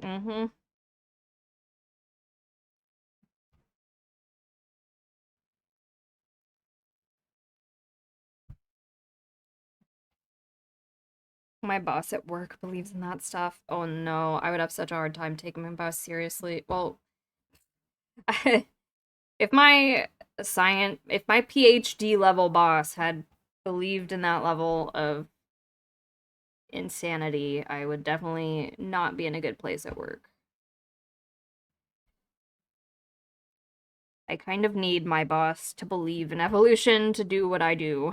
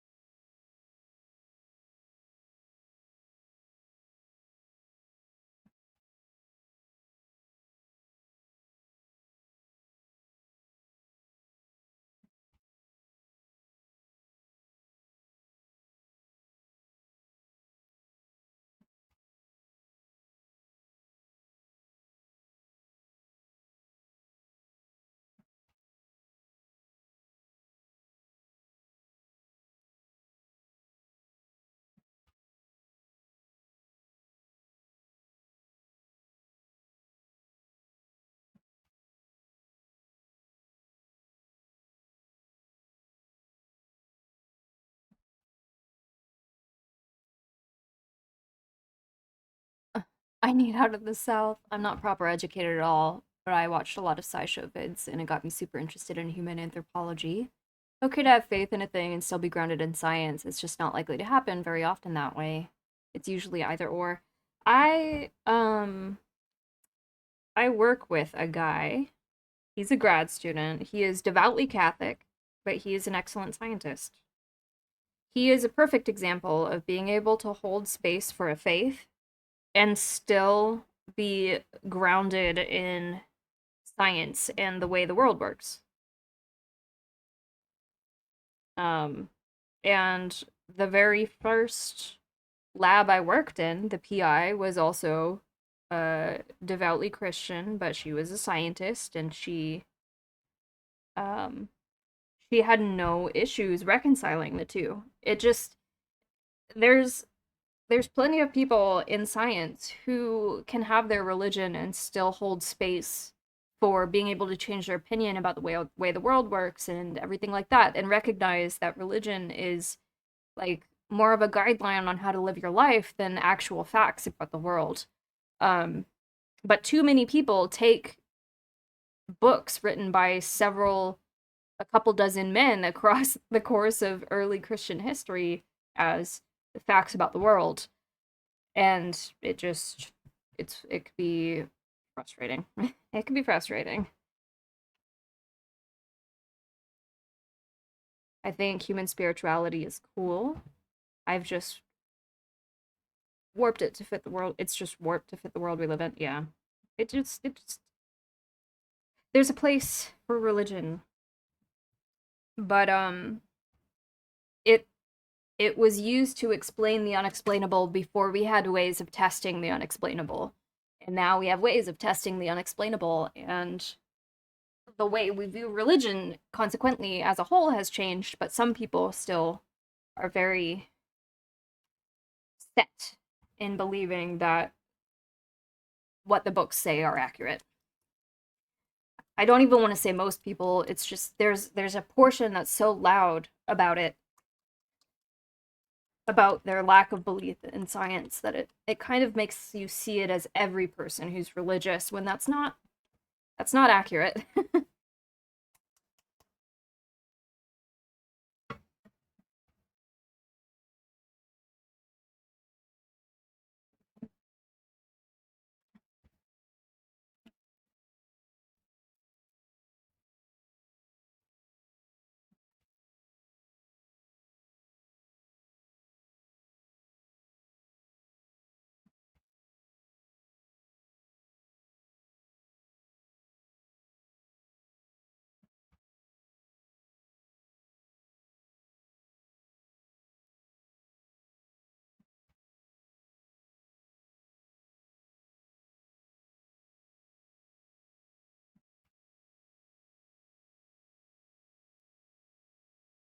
By the way, very cool beard toggle. Oh, thank you. It was born because people kept coming in demanding why I was a female dwarf without a beard.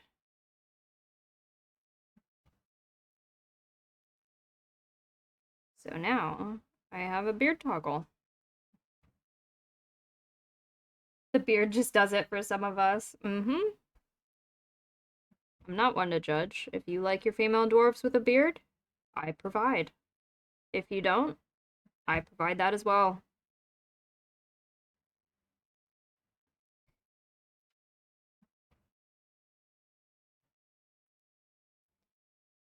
I figured.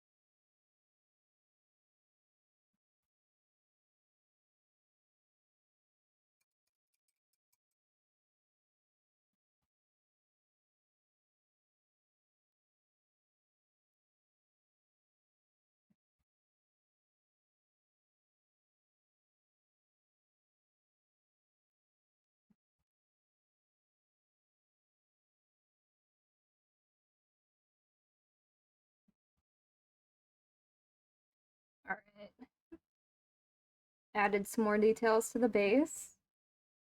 Made those plants a little more in depth.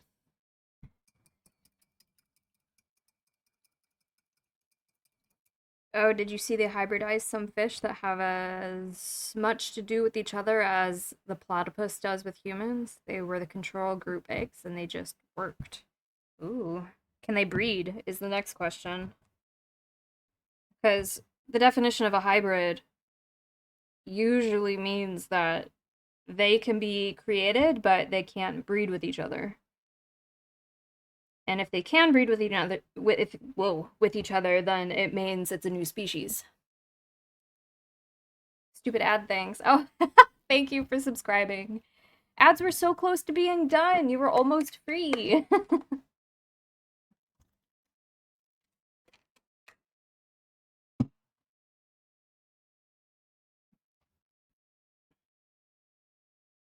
I'm really proud of that sword right there.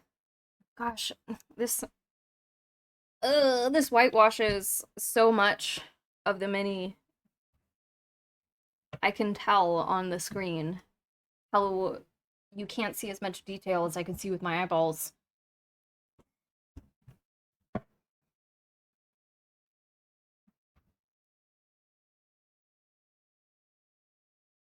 Um, let me see what this guy said about.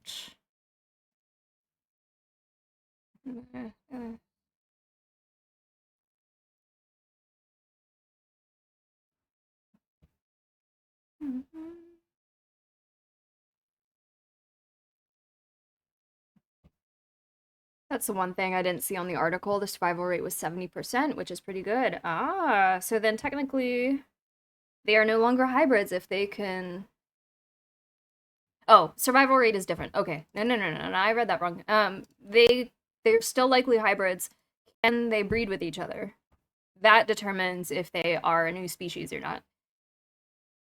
I hate that webcams lose details. Then you take a digital pic and it's hyper zoomed in, like every marker showing every detail. Even so, my biggest thing about taking photos of miniatures is because I don't have a proper camera, I use my phone. Your phone automatically like edits the image. And I've turned as many settings as I can off, but it still edits the image. It still adjusts contrast and white balance and everything like that on its own. And I can't get it to stop.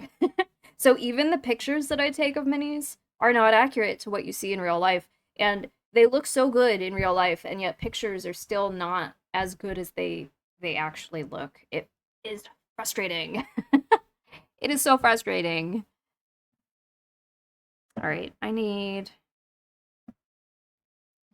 to paint his chest. I'm nervous about this part. I'm nervous because I have to freehand. I hate freehanding. It scares me.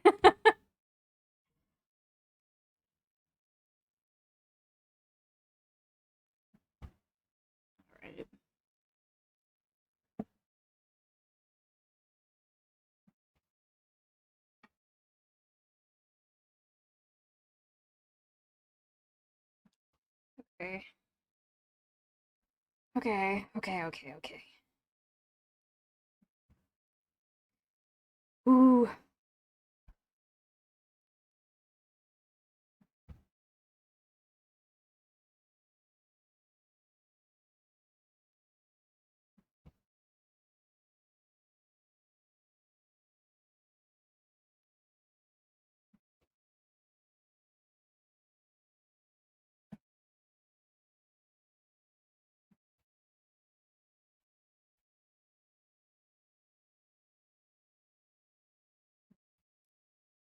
Is the headset you use helpful or just a little? I'm losing my close-up vision and I've been debating getting one like that. I find it very useful. Um, it's my complaint about freehanding is more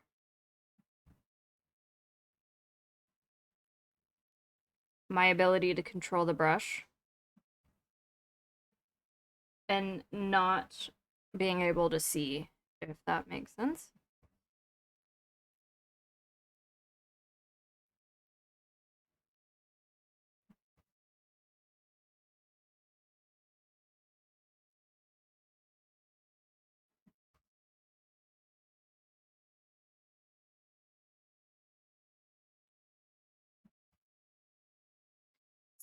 I recommend getting one if you haven't got one.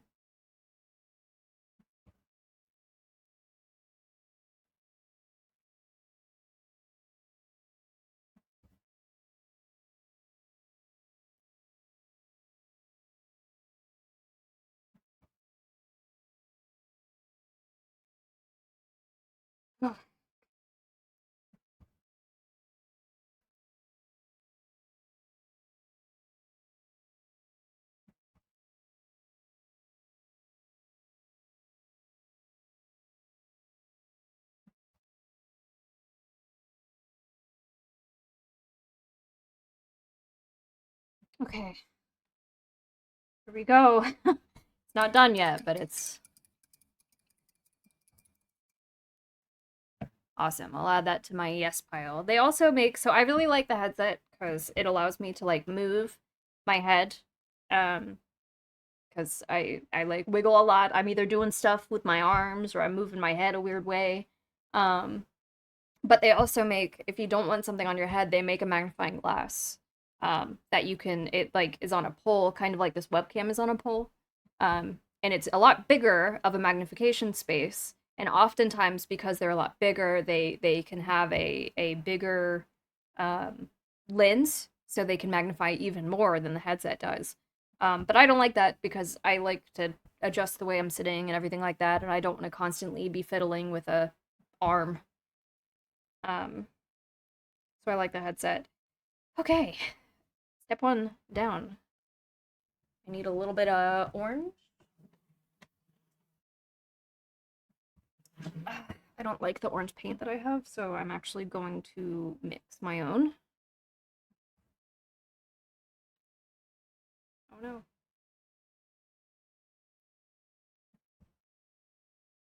My issue with freehanding is due to lack of talent. Freehanding is difficult. Oh my goodness, my yellow paint is my yellow paint. Ah, that's what I get for not cleaning the tops.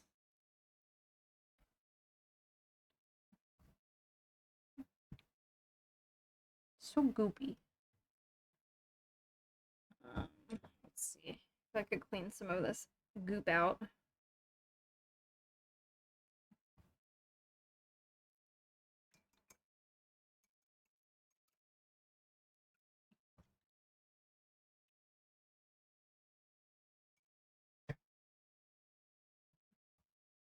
My only experience with D&D has been Baldur's Gate 3, but man, I love the bugbears and the hobgoblins. They're they're a cool player character race. I will say that much.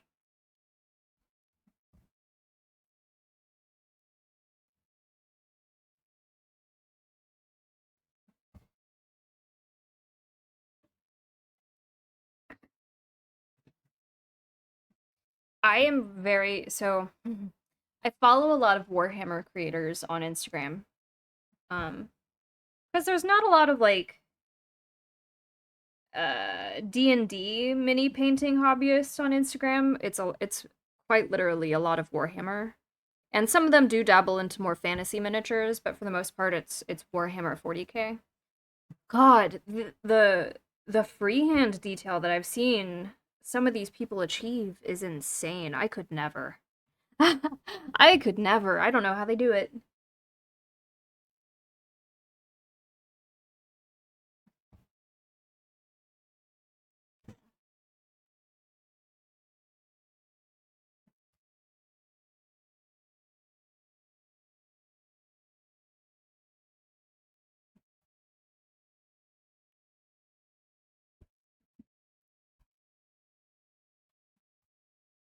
I've been loving the combat. Would love to try the real thing someday. I recommend D&D in person.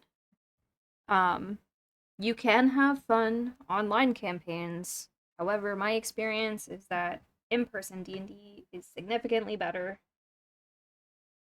And I miss having in-person D&D so much. Yeah, I haven't gotten into Warhammer for many reasons, and that is one of them. I will paint Warhammer miniatures for people, but aside from that, I do not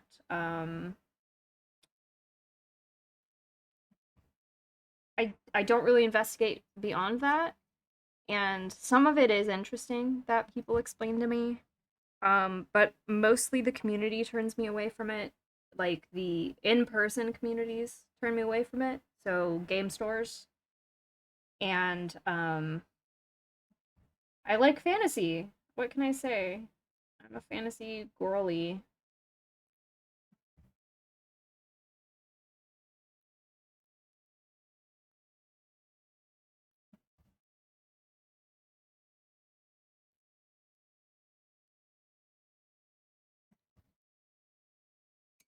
Yeah. It's very fun to watch people animate when they play their characters, and unless you play with a webcam, and even then it's kind of lost. Um, you don't get to see people animate the way they talk as their characters and everything like that. It's like an improv group, but not.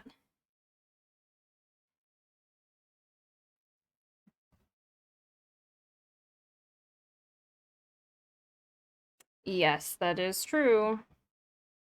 But I will say the D&D has its equal share of people in that um category.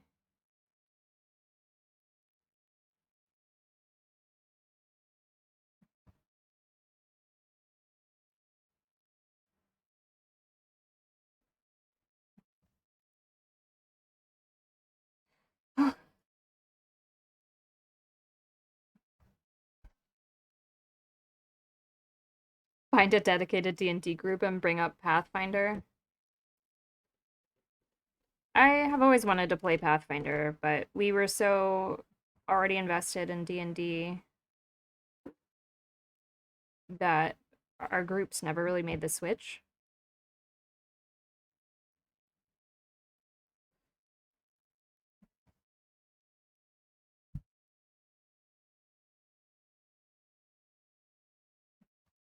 Thank you.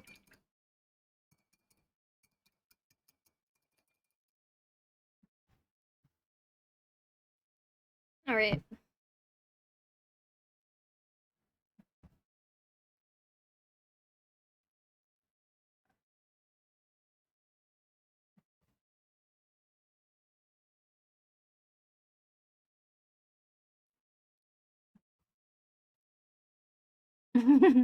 That sounds really fun, Mage. All RPGs are valid. Pathfinder is based off of 3.5 and works very well. I hear Pathfinder has a lot more flexibility, which honestly sounds really nice. But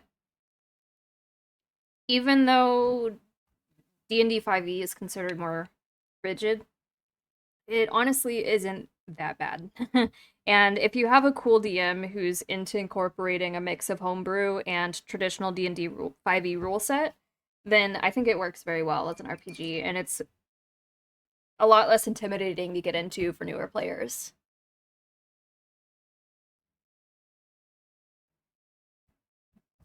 I haven't been able to find any groups anymore. I used to play just about every TTRPG I could get my hands on. I have a regular who does that. A regular who orders minis from me. I I've gotten Warhammer minis, D&D minis. There's a Dead by Daylight tabletop game that I've done minis for. Pathfinder and some Lovecraftian game. I can't remember what it was called, but yeah. Hello, Dad's old shop. Welcome in. Hope you're doing well.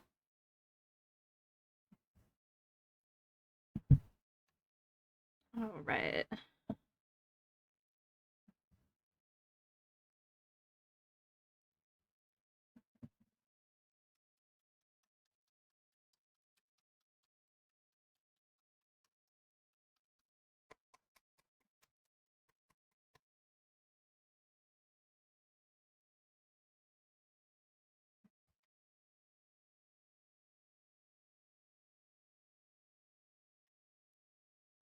Call of Cthulhu. That's fun if you're a DM who enjoys killing everyone.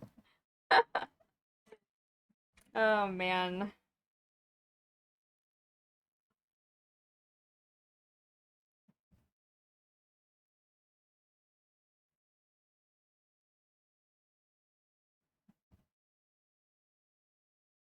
I've never really been a D like so I've been on both sides. I've been a DM as well as a player. Um I've never really been a DM who enjoys killing their players, but I did enjoy stressing them the fuck out. Much to their dismay. Making puzzles that really required them to get their shit together and figure shit out. But honestly, there were nights where I'm like, I'm not going to torture my players. I'm just going to create this puzzle based off of, I don't know, a puzzle that you would find in a middle schooler's like puzzle book. And you'd be surprised how often it takes them all night to figure that out. And I've also been on the receiving side of that. A puzzle that a DM thinks is going to go really well, and I'm just like, oh no, I don't know what it is. It's so hard. And the DM in their head is like, it's really not.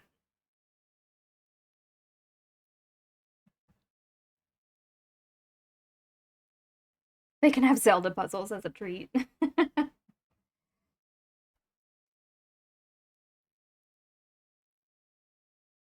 How can my cat, as small as she is, make that much noise? BRB.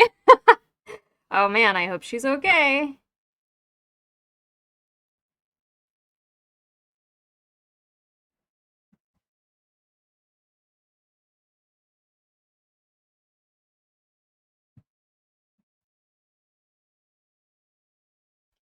My problem was I'd find what I think is a simple puzzle, forgetting my IQ is 50 above my players.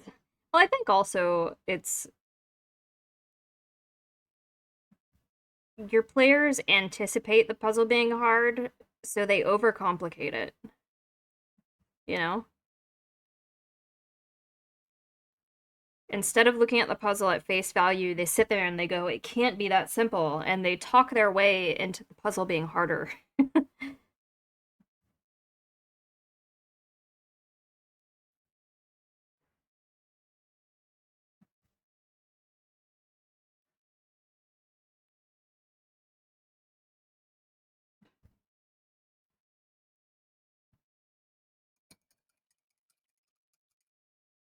That's what I was thinking. They overanalyze. Seen it happen on video before. Yeah. Um, Call of Cthulhu is set up to kill most of, if not the whole party. Its whole thing is that you can't understand a cosmic horror, like your death should be entertaining in Call of Cthulhu. Oh, interesting.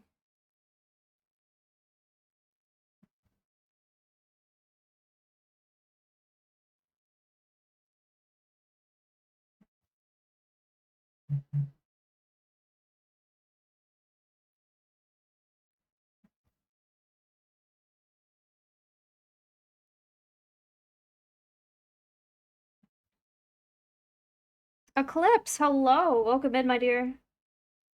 How are you doing today?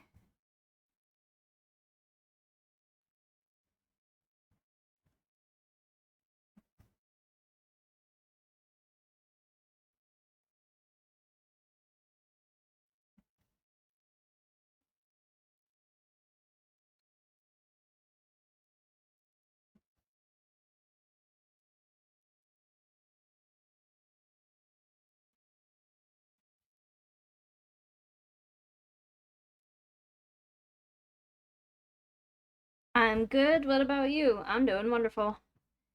Just working on this miniature commission and listening to music and chit chatting. It's a good day.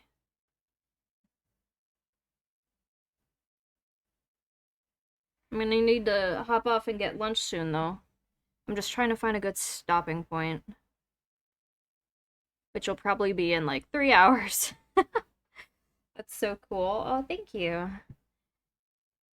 I like to think so.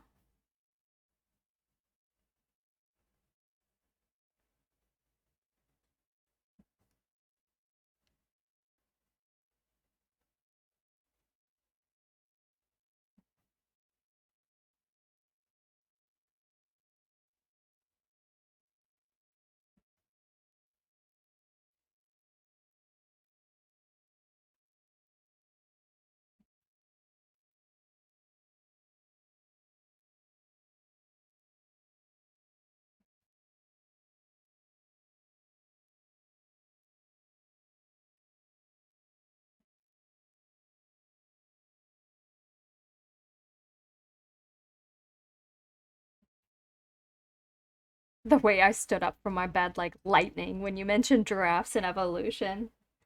Wait, what do you mean? Like you needed to come to the keyboard sort of situation?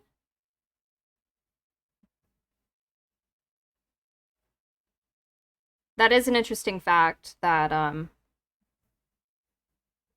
their aorta develops before their necks do. So it has to stretch as they grow.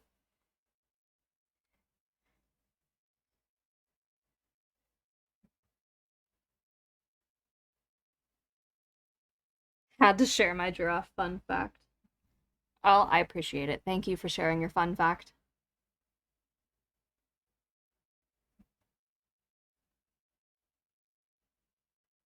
Does anyone else have any fun animal fun facts? Or even not so fun, just weird? I'm down for weird. Maybe even gross. I learned something the other day that I didn't fact check, but it doesn't hurt to believe in it, so I'm just going to share it with you as if it's true. Um, if you have a food that says contains natural vanilla flavoring, there is a chance that it's not vanilla bean. It is instead an extract that is taken from the anal glands of a beaver. And it's so absurd, I love it. um, I always liked how otters hold on to each other so they don't drift away from, yeah, down the river. I mean, they might drift down the river, but at least they'll be together. I beg your finest pardon. You heard me. You heard me. It's exactly as I said.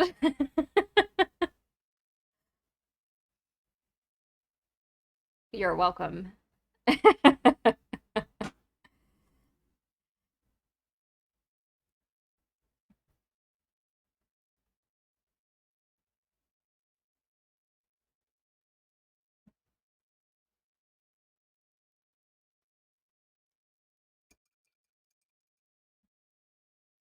That looks so detailed. What's the longest time you've ever spent finishing a single piece like that? So a piece like this one, um, takes like 4 hours, 4 to 6 hours, depending on how much yapping I do. Um, but I remember I painted a 6-inch figure of my character last year for a giveaway, and that took 12 hours. 12 hours of painting.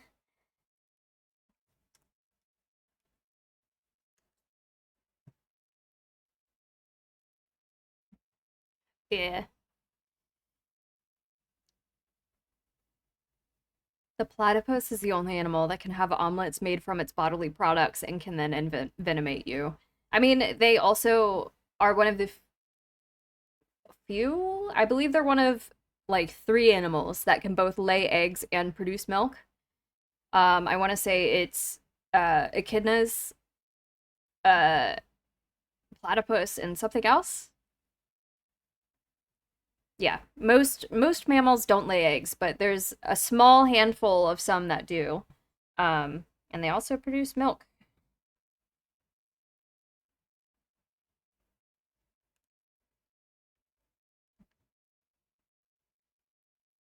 The other echidna looking freak, yeah. Monotremes, yes.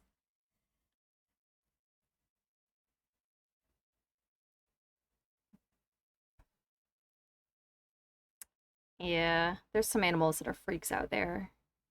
If you guys are in, like, you want to learn about animals and you want a new YouTube channel to watch, Lindsay Nicole on YouTube, I love her content. It's so good. So entertaining. I love the way she describes things.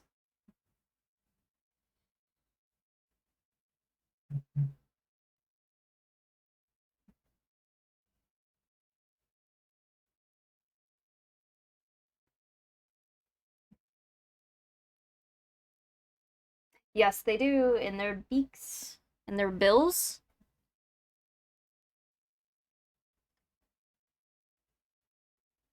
Coffee has an acceptable amount of roach parts in it, and some people with roach allergies think they're allergic to coffee.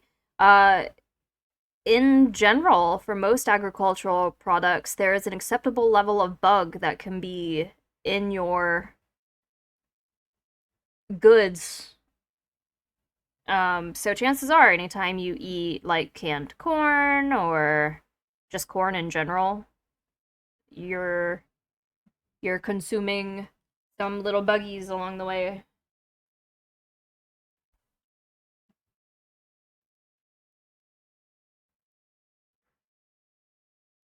What was that name one more time? Wait, what name? Huh? Oh, it's assumed that all gastropods have both sexes combined, but actually I used to raise a species that have distinct and male and females. Oh. Oh, thank you, dads.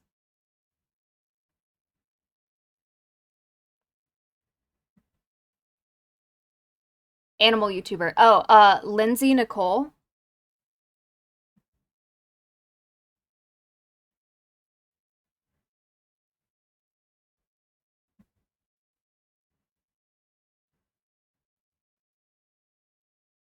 She is an evolutionary biologist.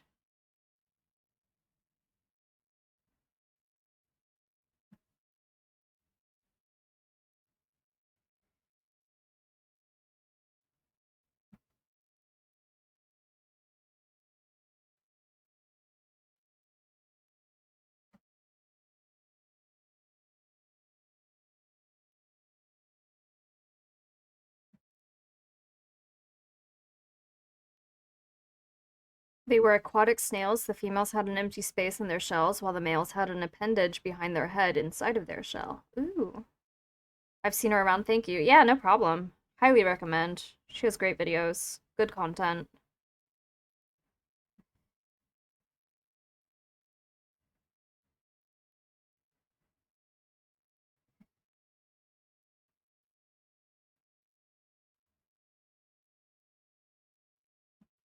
Um, I know a lot of people like to raise insects, and something that's common. Sorry, I'm trying to concentrate and paint, or concentrate on talking and paint at the same time. And I realize I'm pausing a lot. I apologize. But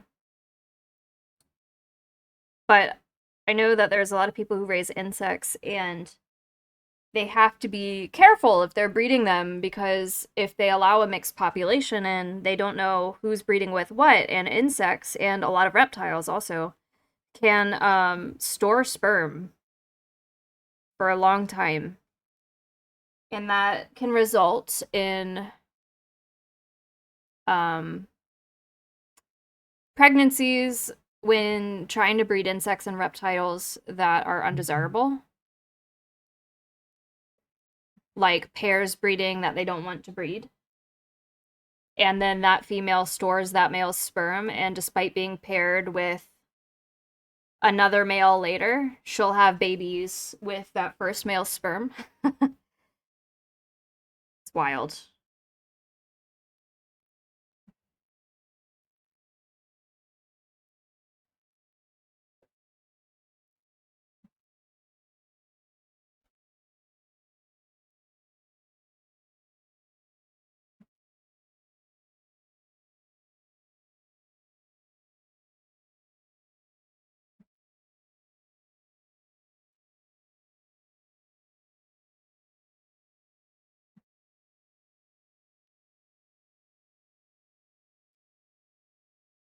Learning barnacles were crustaceans were wild to me. Just upside down shrimps in a shell. Some barnacles look fucking insane. They look alien.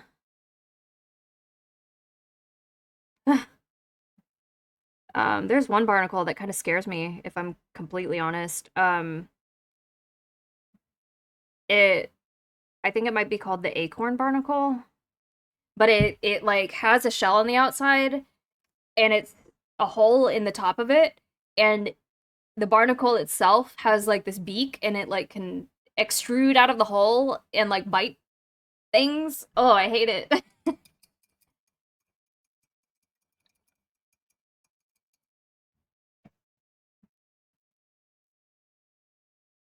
The hive insect that when the queen first mates, she absorbs the male's body and then supplies both sperm and eggs. I think It's an ant. I know a lot of hive animals do that, like bees when they mate. Which, fun fact, when I got my master's degree, it was on the microbiome of bees. Um, and I got to learn a lot about bees. Queen honeybees will mate with males and store their sperm for up to 20 years. Isn't that wild? Insane.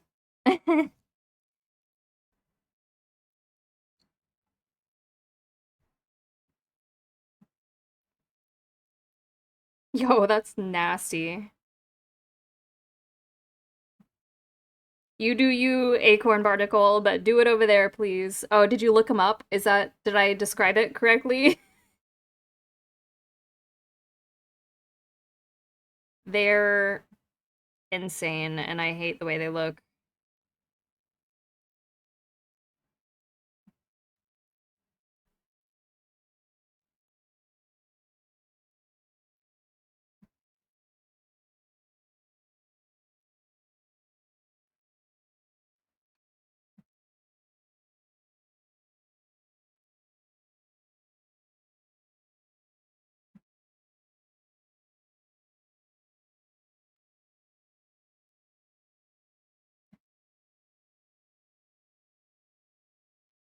Yeah, thanks, I hate it. You're welcome.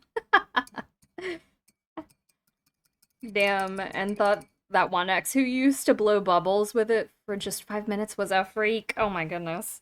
I hope you're joking. I hate the thought of that. Oh,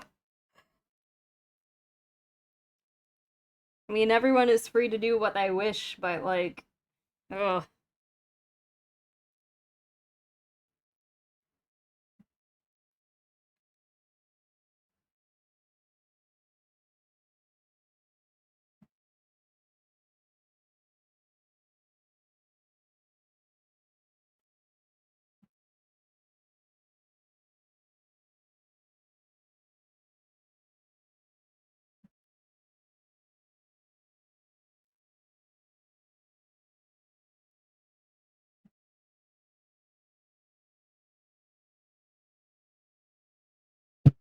Ow, not again. Ow. I keep hitting my elbow on my desk.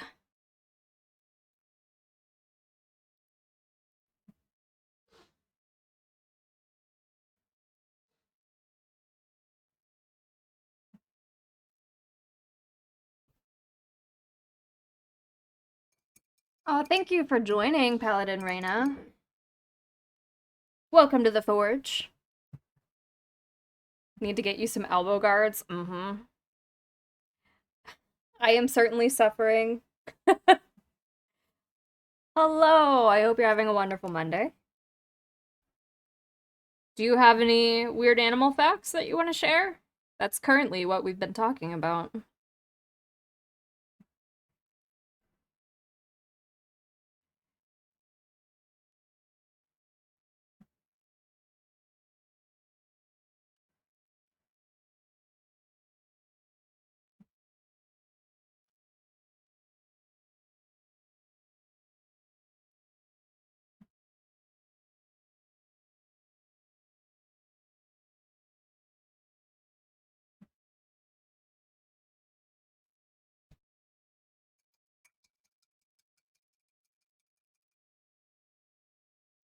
My head is spent from mini painting earlier. Well, no worries. You can vibe here for as long as you want.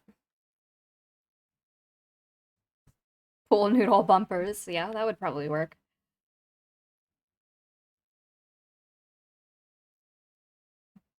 Papa! What a sentence. Oh man.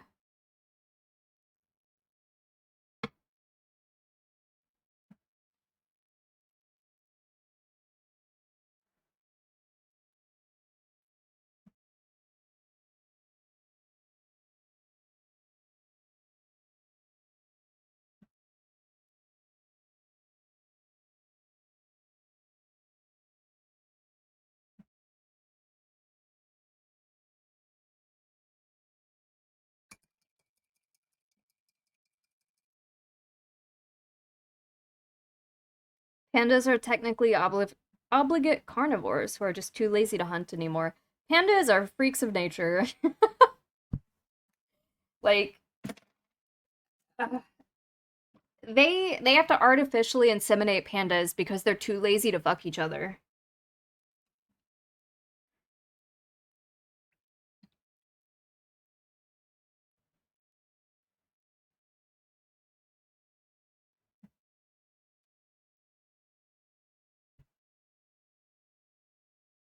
You know, I'm surprised, but I'm not surprised.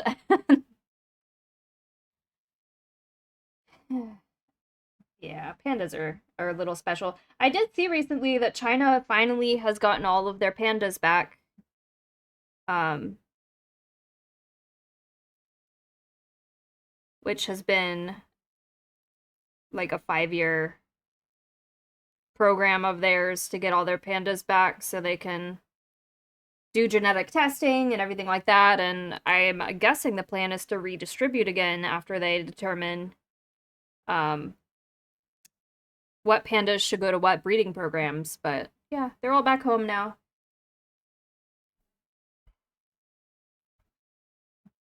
They don't want to exist anymore, but they're too high on the cute chart. Yeah. I don't even think they're considered a keystone species.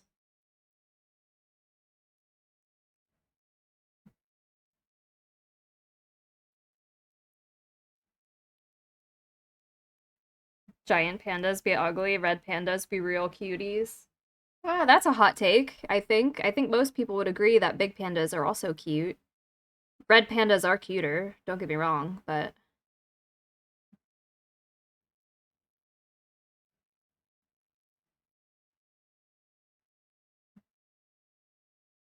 I'm sure the pandas don't mind.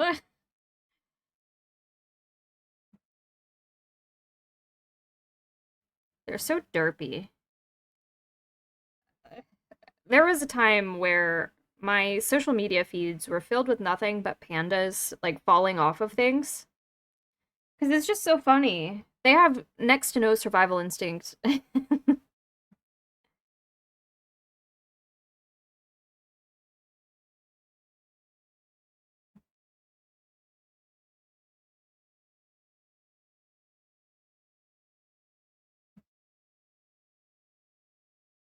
Oh, yeah, they stand on their legs and hold their arms up.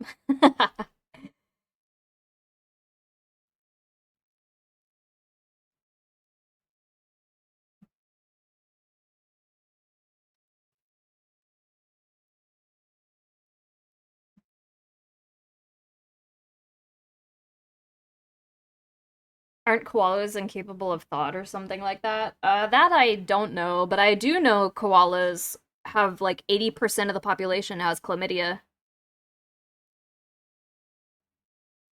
They are a host species of chlamydia.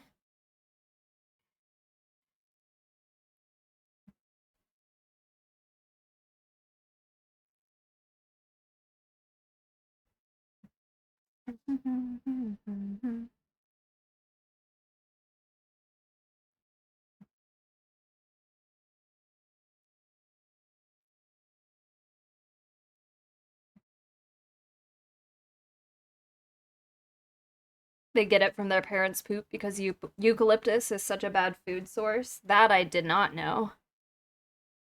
But yeah, makes sense. Checks out. Eucalyptus is also very fucking flammable. So if you know someone who likes to partake in eucalyptus oil, make sure they are not putting it in warmers or anything like that because they can get hot enough to catch on fire.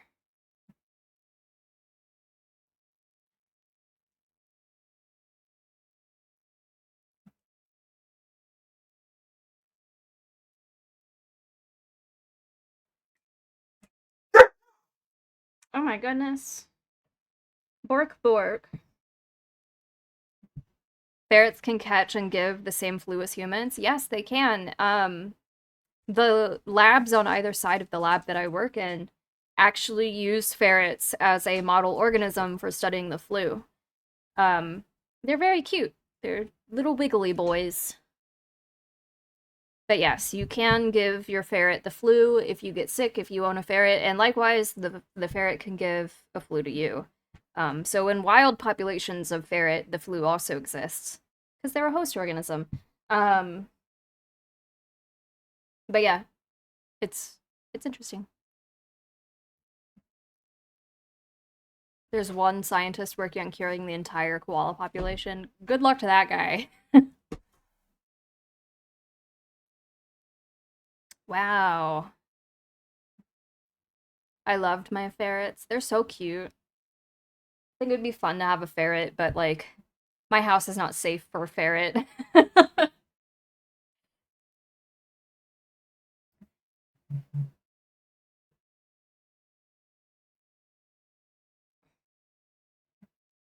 Stretchy stretch.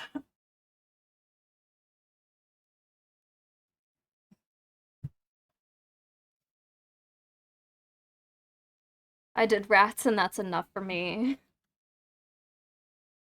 I had gerbils. Gerbils are mean. They're not really good pets. I don't know why they advertise them to children. I'm assuming because they're cheap.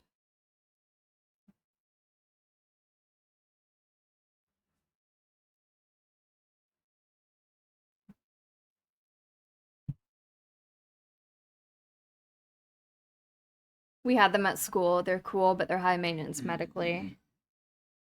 Rats are?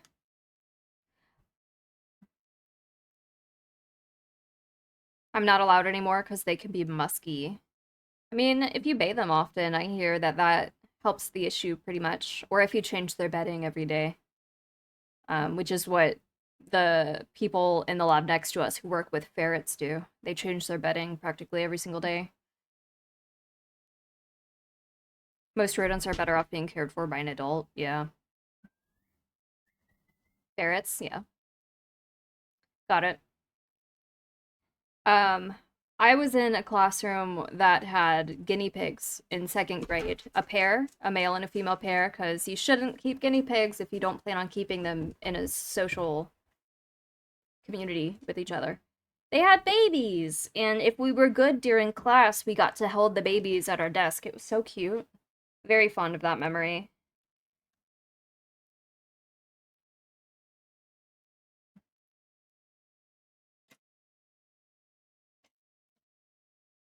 Yeah, the so one of the labs, the flu labs that are next to me, works with ferrets, and the other lab works with guinea pigs, believe it or not. So I'm still in fairly regular contact with guinea pigs. They make such cute noises.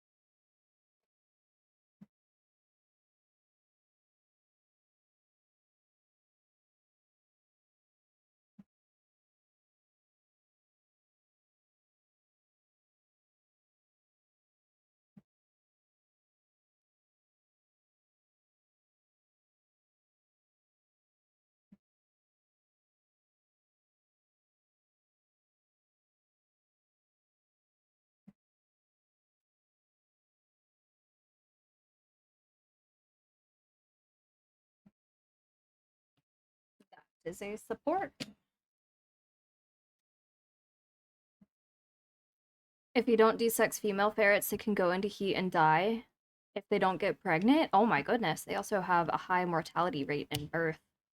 I I don't know if the ferrets that they give us for the labs are desexed or not, but they are used for high path flu trials. So I don't think they make it long enough to have to worry about that. As sad as that is to say.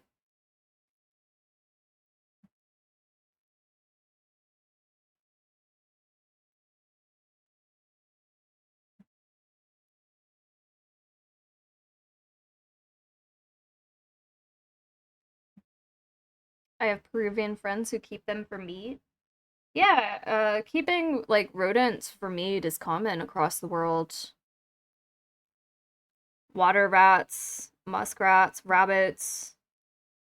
Though I will say rabbits is fairly common in the US. It's not super common, but I know a lot of homesteading families use rabbits for meat. Um,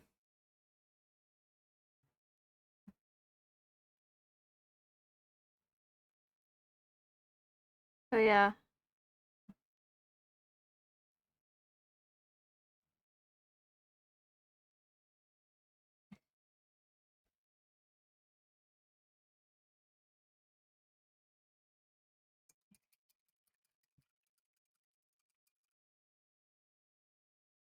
catching wild rabbits for me used to be extremely widespread in Australia before the 60s. Isn't Australia having an issue with rabbits becoming because they're not native, they were brought there, right? And there's not a huge abundance of natural predation of rabbits, so there was a huge population boom. And their bright idea to help control the population was to introduce HPV to the rabbit population and kill some of them off. Isn't that what happened in Australia? Which I say HPV, it's not human papillomavirus, it's a rabbit papillomavirus, but people know what I mean when I say HPV.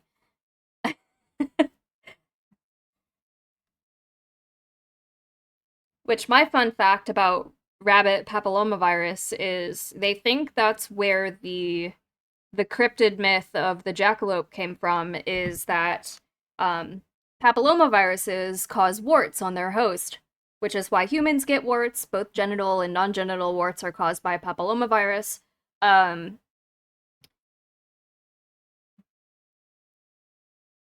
First was myxomatosis, and then Khaleesi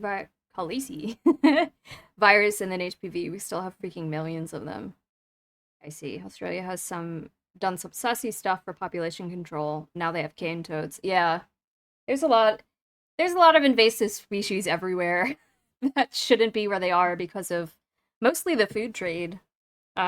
People bringing species over for food trade, and uh, it is not good. But alas, we've opened a can of worms that we can't get the worms back into.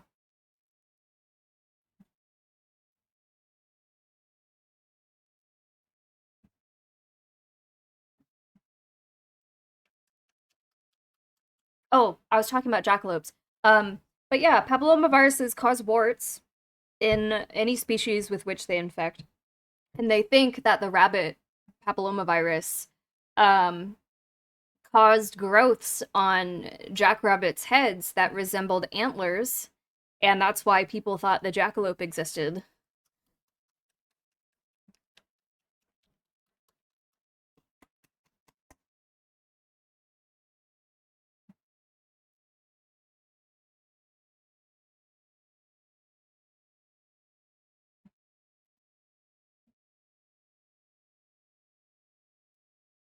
Cane toads were brought in to eat cane beetles. Cane beetles live at the top of sugar cane, 8 foot off the ground, above the fat poisonous toads, who's found all kinds of Australian native wildlife tasty and easier to catch. Yeah. I'm waiting for those triangle-headed worms to show up in my garden eventually. You mean hammerhead worms? Yeah. Worms too. Invasive worms are transforming forest floors and changing entire ecosystems.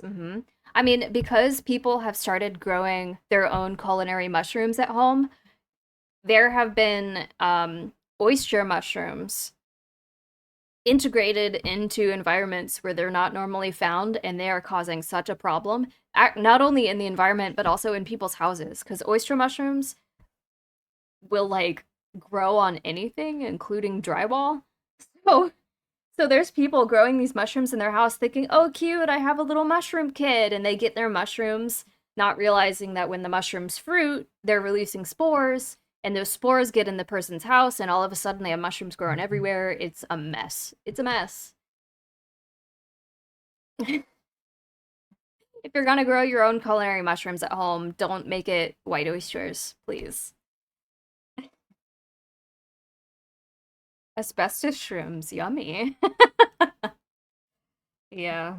And then there's like the snakehead fish in Florida and the Gulf of Mexico right now. And then you also have lionfish who were brought over and uh cats.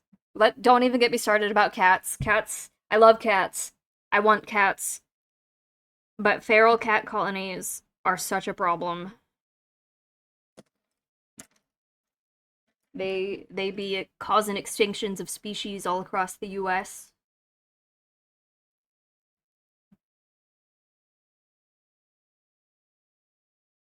I didn't know that. What?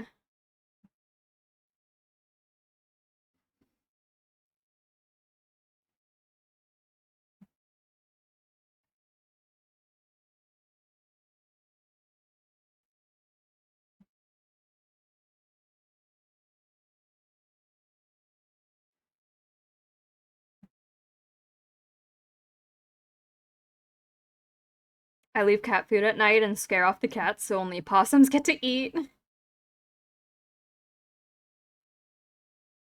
I love possums. Fun fact, if you didn't know, if you're one of those people who think that possums are bad because they spread rabies, fun fact, they don't. Their body temperature is too low. They cannot get rabies.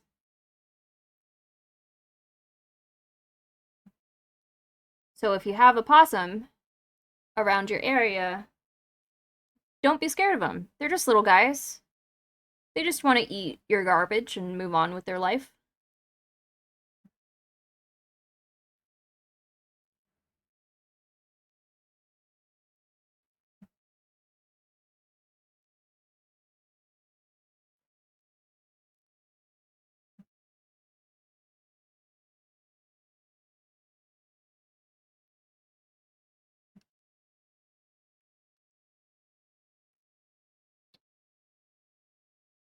The oyster mushroom walls, yeah. I there was a picture because I follow a mushroom growing like subreddit. There was a picture that someone posted where they were like, I went on a vacation and I turned off my AC before I left, and this is what I came back to, and there was oyster mushrooms growing out of their couch. Fucking wild. I actually had a pet possum I bottle fed, released all the babies but one because I'm selfish. Aw. Gave her a good life though. Good, good, good. Rabbits in Australia go like this. 1858, 12 pairs were introduced in Victoria. In 1866, hunters in the Geelong area, a few hundred kilometers away, reported killing approximately 50,000 in a year. Yeah. Rabbits are great meat animals if you want to keep them for homesteading because you could breed them really well and they're so low maintenance compared to other meat animals. But don't let them get out. Maintain and have positive control on their population.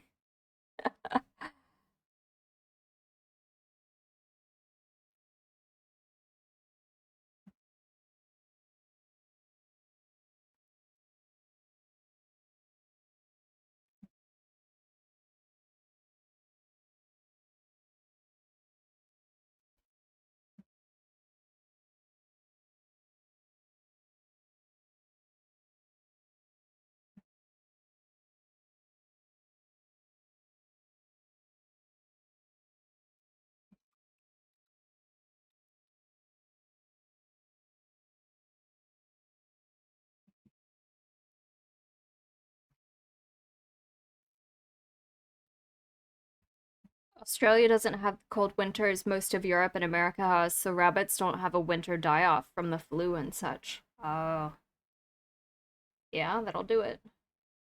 Do you guys have any programs that incentivize like rabbit hunting or catching? Because, like in Florida, in the US right now, there's such a problem with ball pythons that if you go out and you hunt for ball pythons and you like turn them in, they use them for things like creating snake leather and food and like meat and stuff like that. So they're not just like thrown away. But if you hunt down these snakes, you can get paid.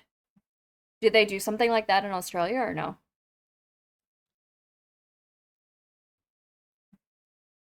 No, we have rules that literally make trapping them illegal now because traps are inhumane. I mean, uh, I get it, but also they're kind of causing a lot of problems for local native wildlife. And it's the balance between humane for an invasive species versus literal extinction of your native population.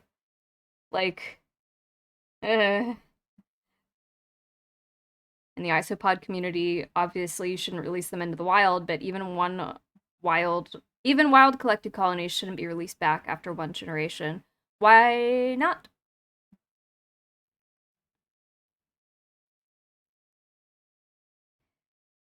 Also, ads are starting soon. I'm gonna transition and we're gonna take a little break so I can make a little lunch for myself.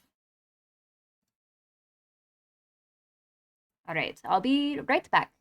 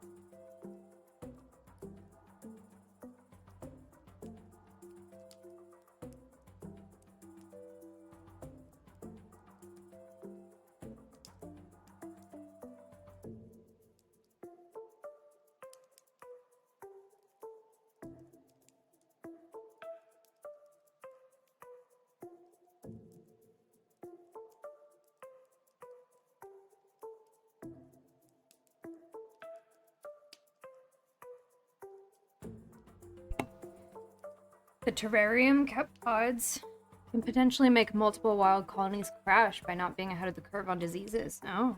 I guess because they're not exposed to them, right? Because they're in a terrarium, so those diseases they encounter in the wild don't prime their immune system.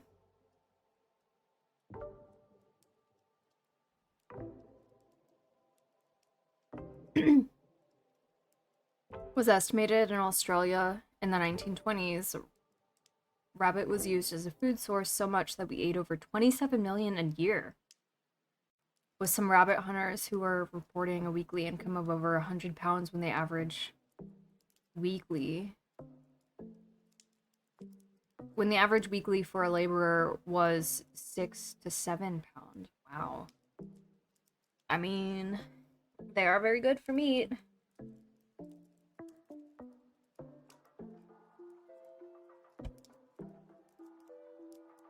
Average weekly wage. Thank you, thank you.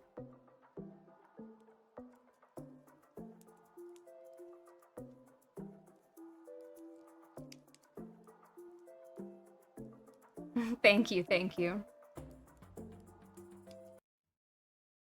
They didn't eat enough dirt as a kid. There's a very good book, if you want to read about, child development and immune systems called Let Them Eat Dirt. Very cool art slash fan art. Oh, thank you, thank you. Thank my lovely community.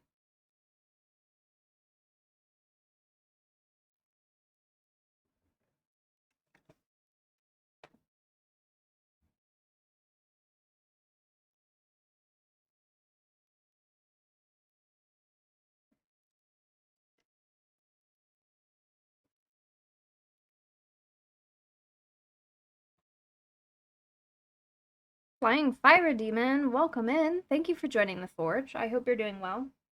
I'm taking a quick break from painting so I could nibble on some food because I haven't eaten yet for lunch. And we're talking about animals and animal facts. Do you have any?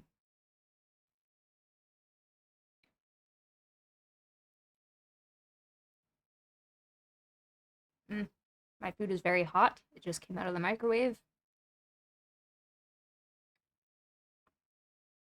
Woke up to a chill stream. Well, good morning. Happy nap to you.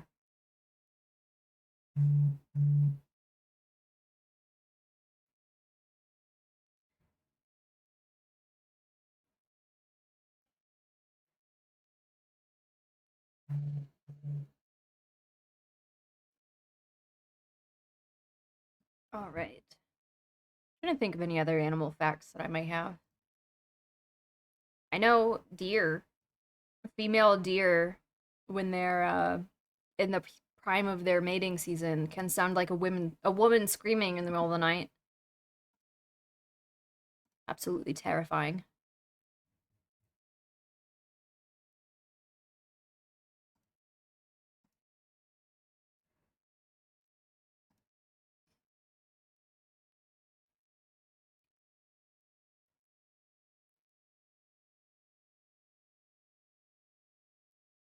Mountain lions too. Yeah. Mountain lions also chirp, which is very cute. I want to say mountain lions aren't considered one of the big cats because they can't roar. Along with like cheetahs. Cheetahs can't roar either, and they're not considered a big cat.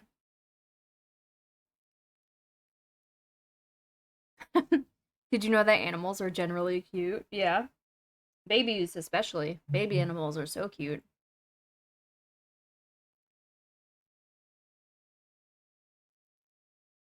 Port Jackson shark is the only shark to lay eggs, and the eggs are corkscrew shaped so they can push them out and wedge them into crevices. I did know that some sharks had that corkscrew shape, but I did not know it was specifically for a purpose. That's pretty neat. I know some sharks also have live births instead of birthing eggs.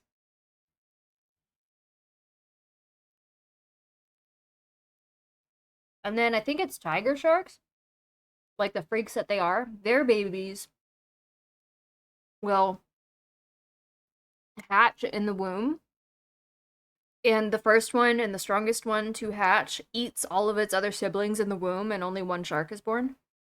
Absolutely insane. Insane behavior.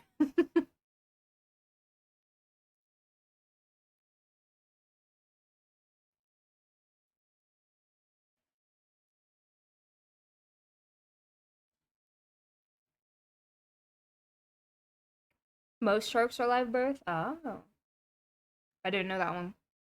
I thought it was like a mix of egg layers and live births.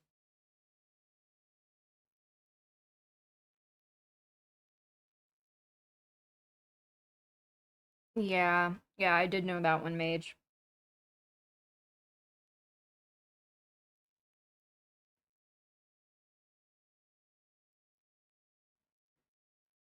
But also, the betas that we know in gift shops look so different from the way wild betas look. The betas you see in stores are selectively bred to be more aesthetic.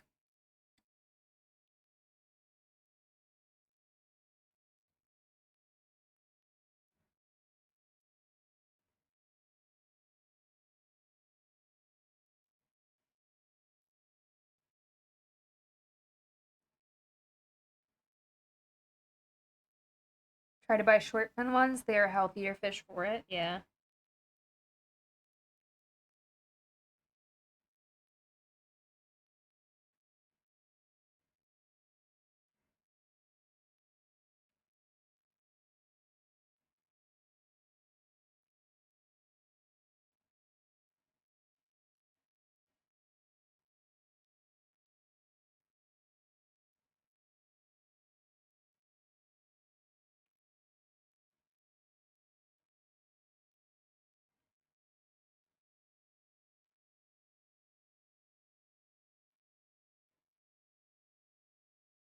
Hmm.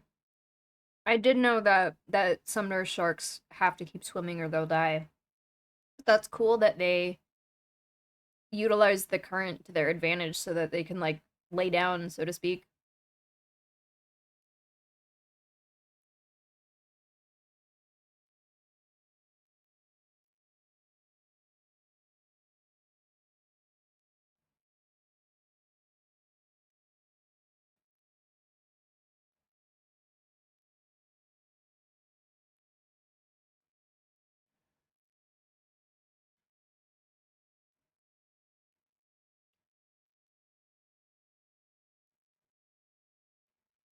Did anyone used to watch Animal Planet a lot in here?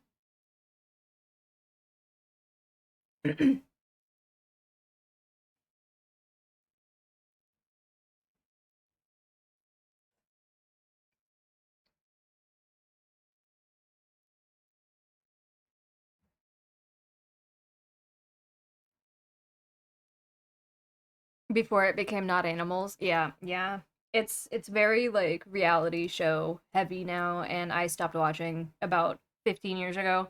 But before it became that and they actually showed animal shows, there was a time where they aired a mockumentary. So they said that this isn't real at the very beginning. It's not real. This is a fake documentary. It's just being presented like one about mermaids, and everyone ignored that warning at the beginning and was like, "Look, this is proof Animal Planet said mermaids exist." And dear lord, like it still hasn't recovered. There's still people who quote that documentary as if it was an actual documentary. It's wild.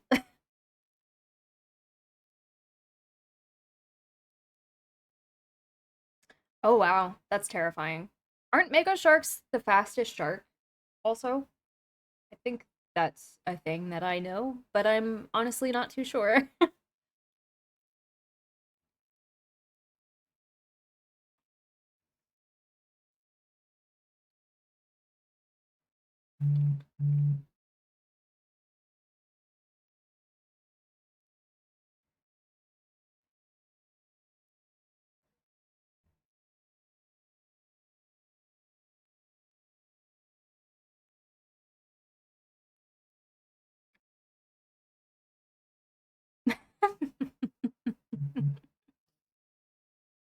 I appreciate the humor, Papa. Mm. Reminds me of the one sci-fi story that made everyone think the world was ending. Um, War of the Worlds by H.G. Wells. Yeah, yeah. Their little mouths freak me out. Lampreys also really terrify me. I don't like lampreys.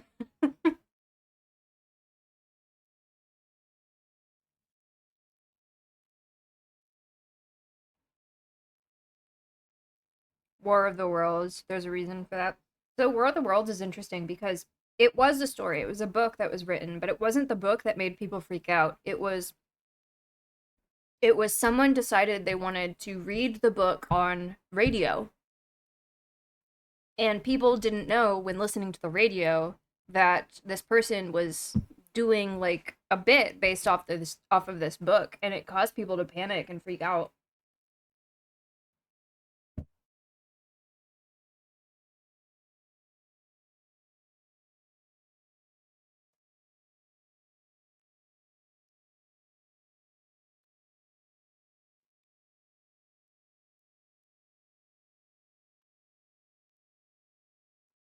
I'm almost done with my food. I promise.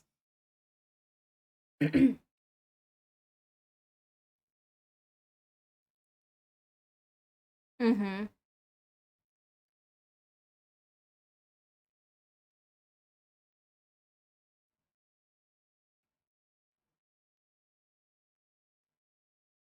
Sounds like it was a good adaptation. Yeah, from what I hear about the radio broadcast is that it was very well done, and that's why people believed it.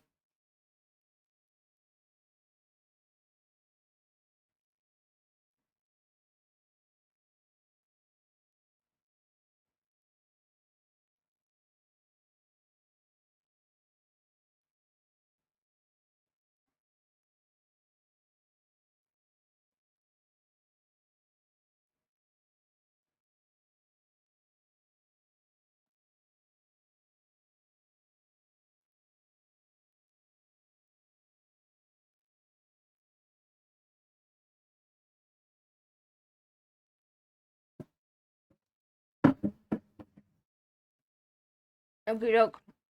I'm done eating. Mm. Oh no, where's my head thing? I took my head thing off. I'll be right back.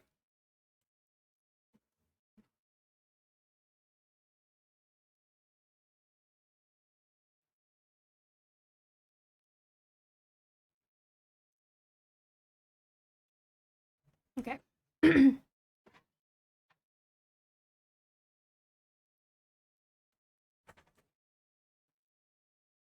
It was pretty good. Got to read the radio version in a sci-fi class. Ooh, a sci-fi class sounds fun, to be honest. Did you get to read any other books during that class? Oh my goodness, excuse me. What's up, Lily? Hello, precious girl. Do you want a snack? Here. Uh, there she is. There's my precious girl. Hello. Hi. You want a treat? Yes? Come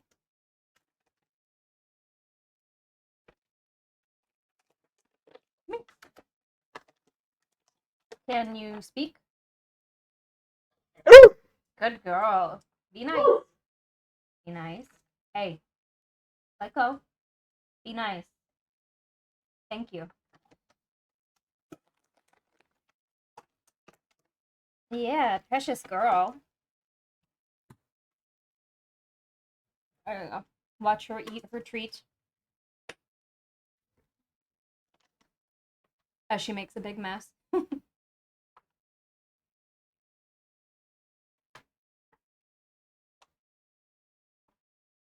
Just another.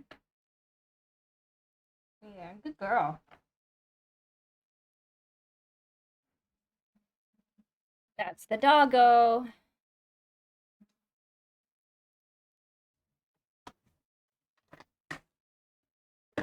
precious girl. My sweet old lady.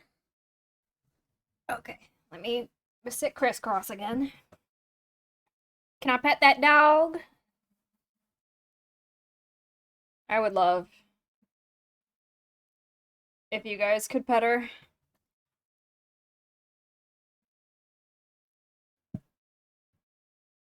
Okay, I don't remember exactly how this was set up, but there we go. We're gonna roll with this. I see no mess, slobber patches. I mean, she did clean up pretty well. The puppy's cute. Oh, thank you. She certainly is. My precious girl.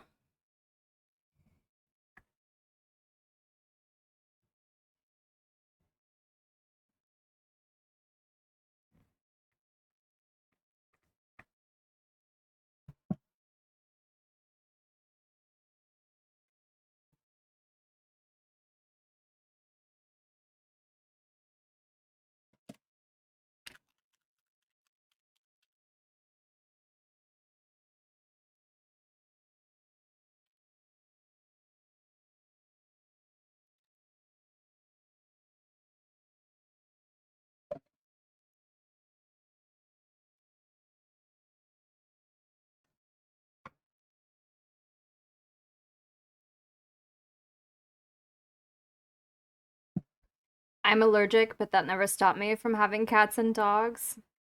Yeah, there's such, like, a good presence to have around. I'm sorry you're allergic, but it's good that you still got to experience having pets, because they are a blessing.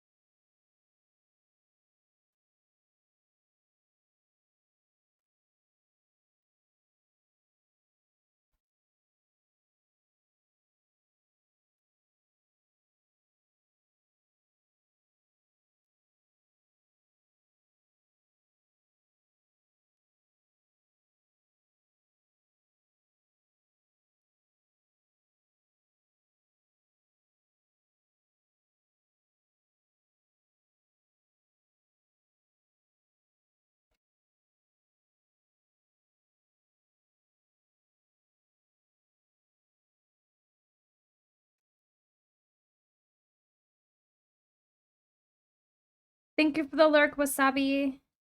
I love puppers, but not a cat fan. I love both doggies and kitties. I prefer cats, but, like, the difference between my love for cats versus my love for dogs is not a big one. I just have a slight preference for cats. Sorry, I'm really trying to mess with my lighting and stuff. I moved it so you can see her. Hello, precious girl.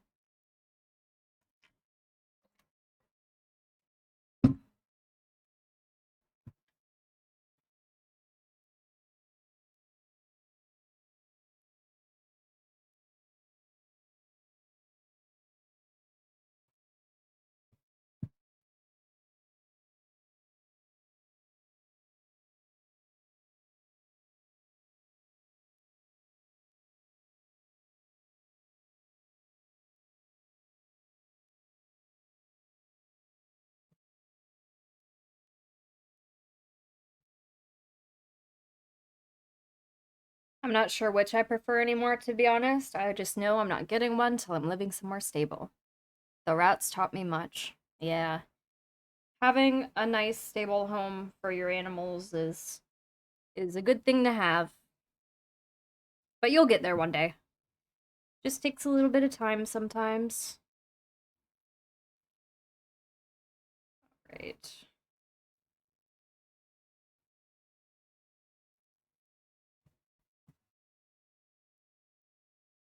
Oh, I thought that was dry. My mom's allergic to cats. I grew up having dogs, though. I love both dogs and cats. Lived with a couple for a year, both wonderful. but one was not keen of the other for a good while. Yeah. Um, Sometimes, especially when you have like two animals, but you had one first, they can they can be a little bit sassy when it comes to um new animals or people. I don't feel the cats add more than they subtract from Australia. Had to go and remove too many feral cats and seen the mess they make of native populations. Yeah, I like house cats. Feral cat populations are not good.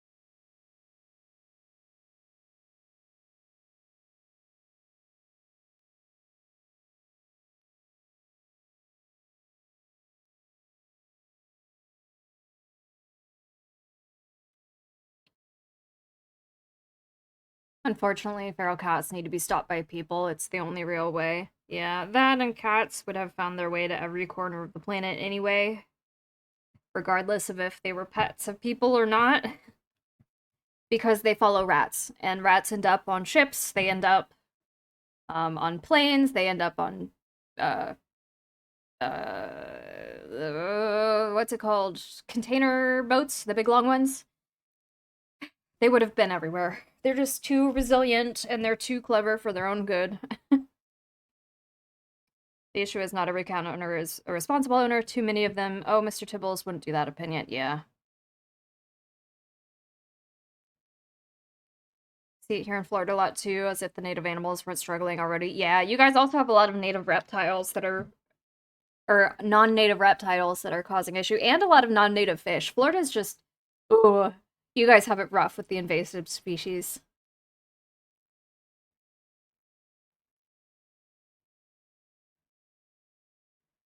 Yeah,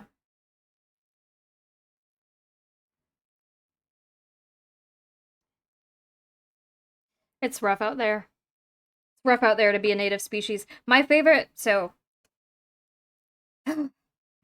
in the Guinea Islands, so Papua New Guinea and all the surrounding islands, there was a species of Amazonian fish called the pacu introduced to the various rivers as a food source because they make good food, they grow rather large, they're vegetarian, like they won't disrupt the native wildlife and all that other stuff. Well, they devoured so much of the native vegetation in these rivers, and because there was no natural predators to eat them, their population grew out of control to the point where they were so starved for food that they reverted to the feeding habits of their ancient cousins, the piranha, and they started attacking animals and people as a food source. So, like, piranhas don't eat people. That's like a misconception. If you get into the river, they're not going to attack you. They're more like scavengers than they are anything else. If something is dead or severely injured, they will attack it. But other than that, you don't have to worry about it if you're a healthy individual. Um, they turned carnivore, yes. So these pacu are cousins of the piranha. They ran out of food and they began to eat and attack living creatures. And there was a really fun episode on of River Monsters about this with Jeremy Wade, where he was trying to investigate why people had been attacked by something in the river and they were coming out of the river with human bite marks. Okay? The Paku's teeth look like human teeth because they eat nuts and vegetation. And so people were coming out of the river after having gotten bitten by something, and it looked like a human mouth bit them. Turns out it was the Paku who was attacking, namely men and their genitals, because their a certain part of the male genitalia looks a lot like a nut. So people were getting attacked by these fish. Um, and there was also other areas where people were getting bitten, predominantly the hands and the feet, but the male genitalia was also was also a big place where people were getting attacked. Actual yokai shit. My god, mermaids are real. Yeah, it's them sirens.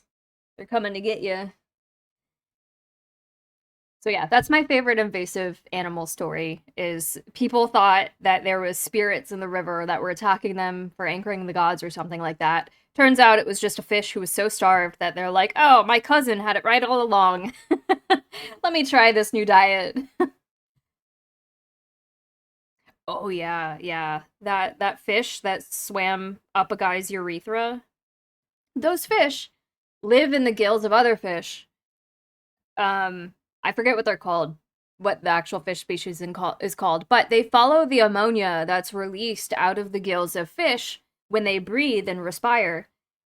That it follows, it knows how to follow ammonia to a source where it's supposed to thrive and live. Well, a guy was in a river taking a piss, and this fish was like swimming by it and was like, "Oh, there's ammonia here. Let me follow the ammonia to the source." And this fish swam up a guy's penis and got stuck there.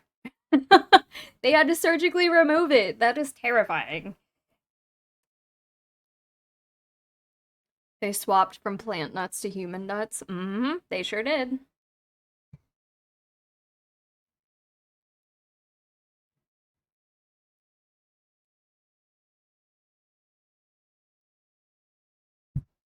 Waiting for the wash to dry on that mini.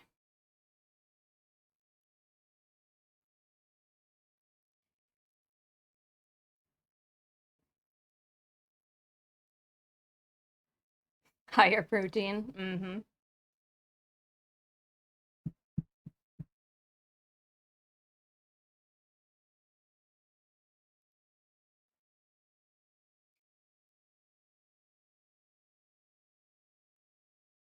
Some people would pay good money for that freaky fish. Which freaky fish? The one that swims up a peener?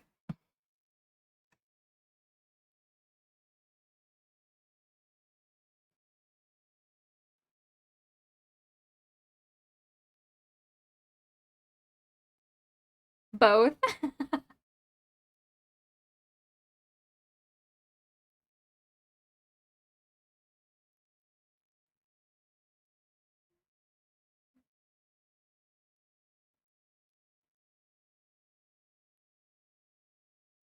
The real answer is both.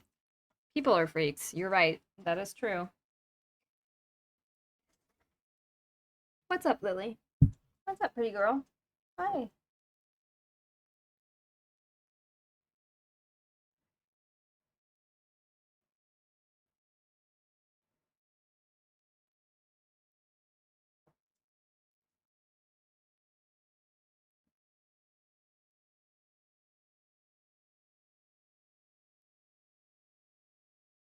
I've seen a blacksmith making a set of half-inch thick sounding rods so penis fish sounds tame.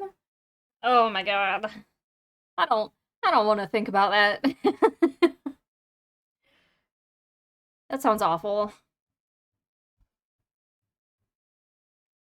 There's a reason I never went into like nursing and instead I went into lab science, and it's because I can't deal with people and their weird proclivities. Um like there are some things that just I hate to yuck someone's yum, but there are just some things that I don't know how to justify. But as long as you're not hurting someone, as long as everything's consensual and you're not hurting anyone, do whatever you want, I guess, but ugh. I can deal with animals a lot better. Yeah. Oh, whoa. Woof, woof.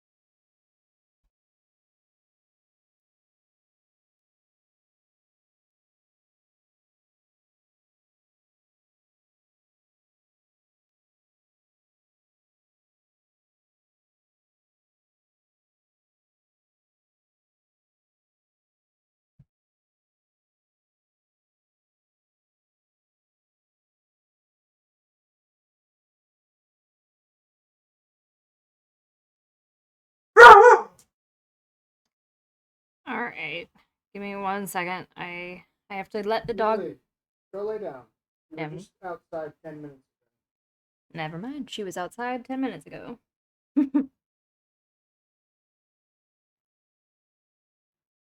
Uh-huh. So you tripped and sat on 6 My Little Ponies who all just happened to end up in your rectum. Sure you did.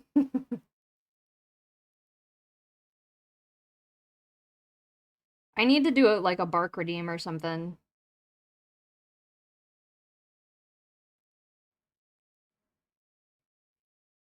That shows like a little animated version of Lily barking on screen.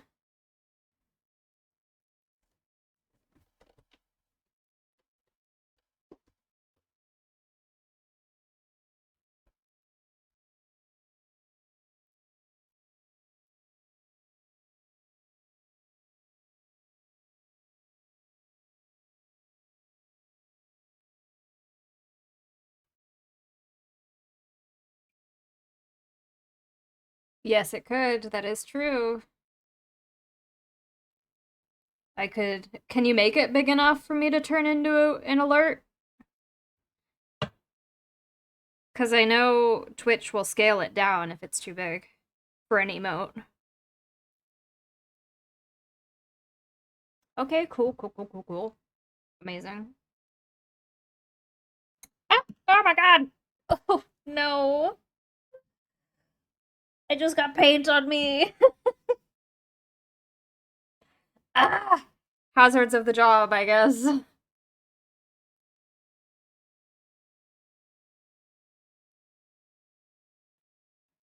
Yeah, it did. It did flew.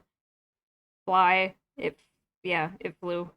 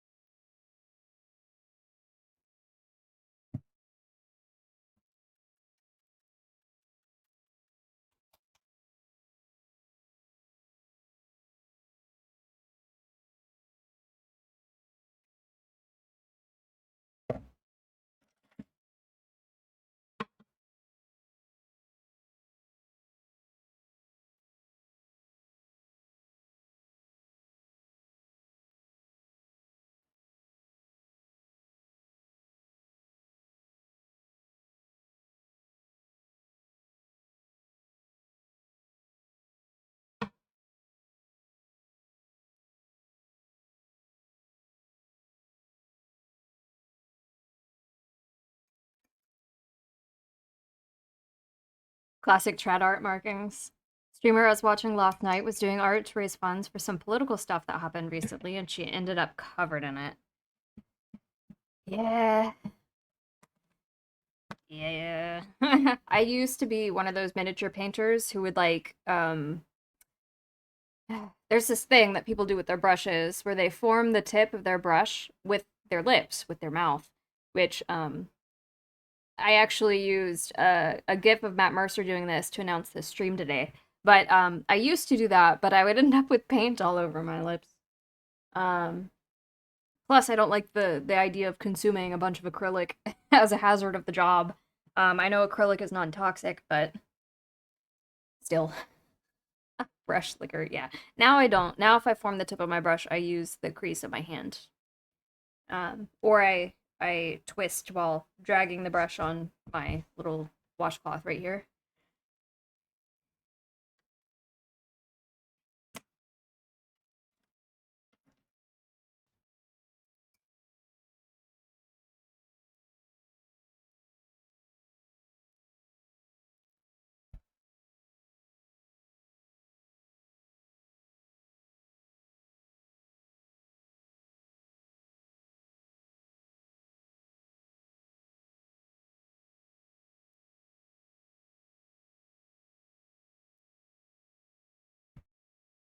I finally got off my ass and started drawing. Been telling my friends I would draw Goku for over a decade. That's a long time. But I'm glad you're finally doing it, my friend.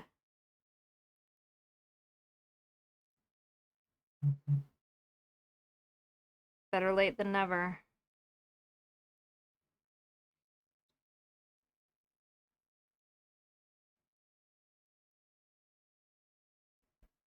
I'm very bad, but someday I won't be. That's the beautiful thing about, like, art, is it's a skill that can be developed.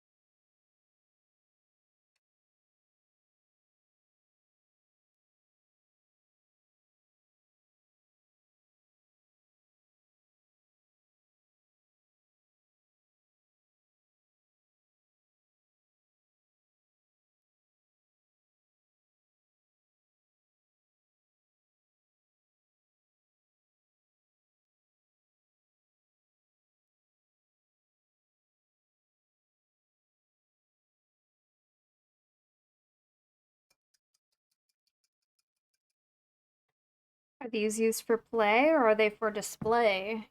So these are a commission for someone who plans to use them on the table. So these are for play. Um, but I do work on like memorial pieces for characters after a campaign is done as a way to commemorate, someone either making it through a campaign or their favorite character died, so now they want a memorial piece. I do work on stuff that is for the shelf also, is the long-winded way of saying that.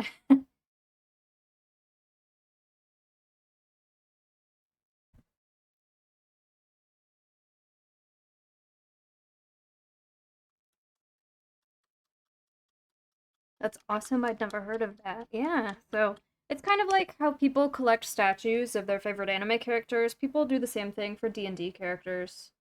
Um,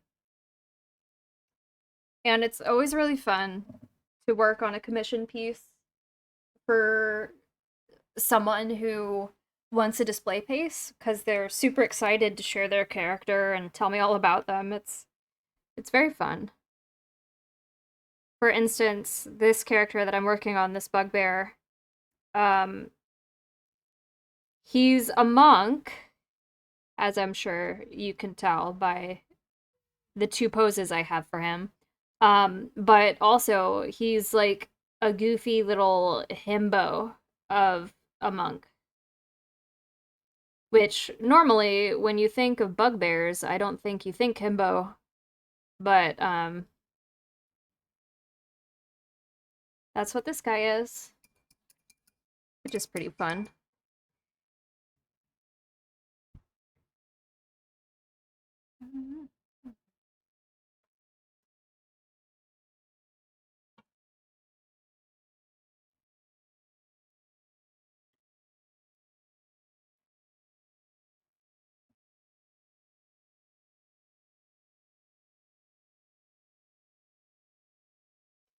You could def see it. Well, good. I'm glad that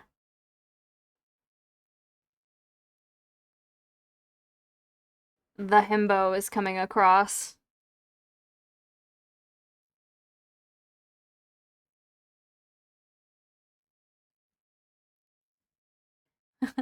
Large man, nice to me. Yes. A sweet little, well, a sweet big himbo man.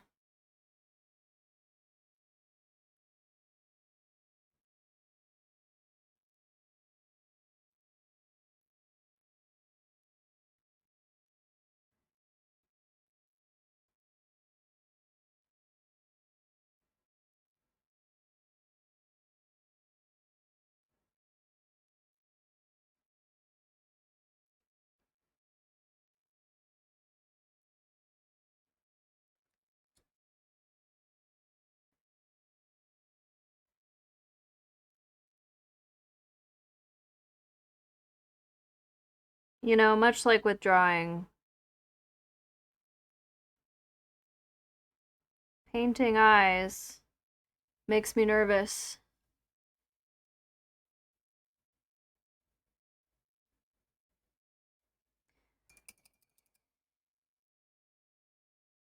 Don't really have a good undo button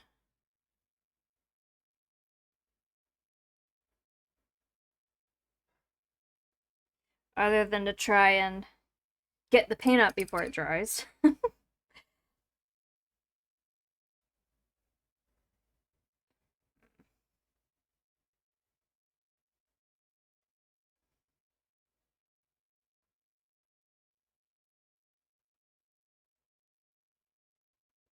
I accidentally gave this guy liner. Fuck, my brush was too wet. God damn it. I accidentally gave this guy liner.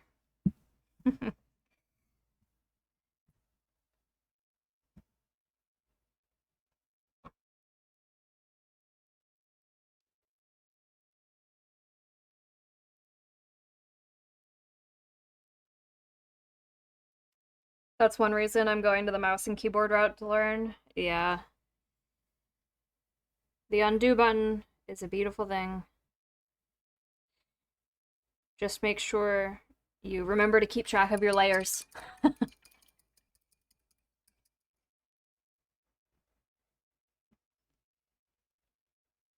It's because Through Through was playing. Guyliner was on the mind. Yeah, that's fair.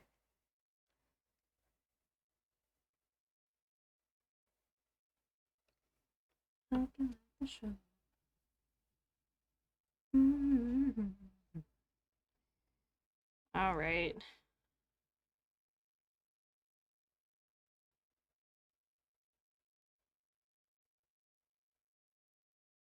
Whew.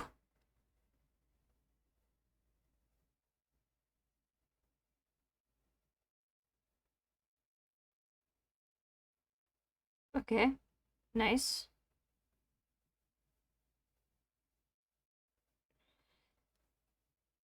All right. His irises are done. I don't even know if you could see them on camera.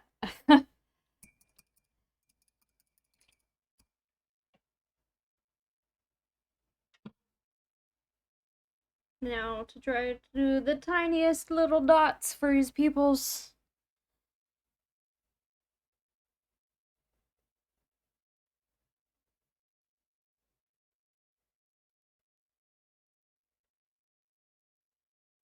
Oh.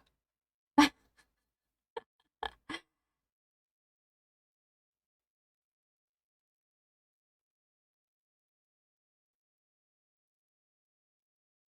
don't know. The problem about working with such a small amount of paint is sometimes it'll dry on the brush before you have a chance to paint it. It's kind of frustrating.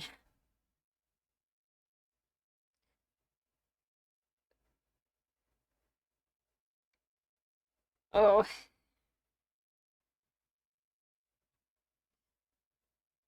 Mm. He's cross-eyed, unfortunately. because of where I put his people.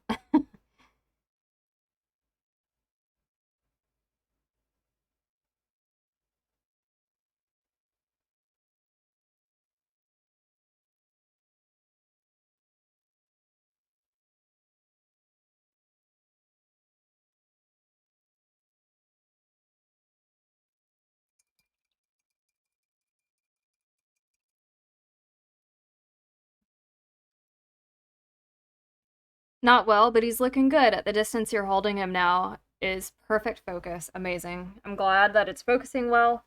Unfortunately, the white balance for this camera, no matter how much I fiddle with it, is never good enough. So there's some paint detailing that's lost that you guys can't see.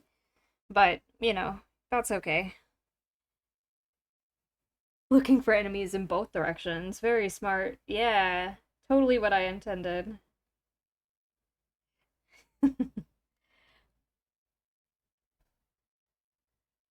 All right. Round two on trying to get this pupil in the right spot.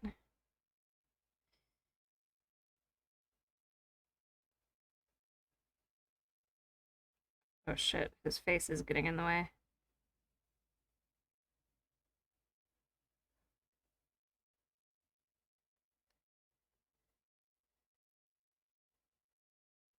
Okay, well, it's in the right spot, but there wasn't quite enough paint.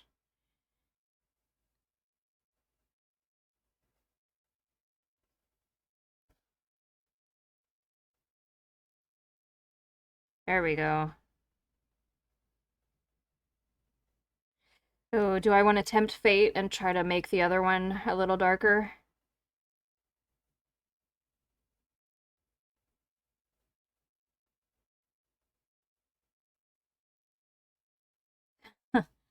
Ugh, okay. The paint was dry. I couldn't make the other one darker, but uh, it'll have to be captured in the photo once I'm done. Oh well. I'll do his teethers. Wherever my white is. Here it is.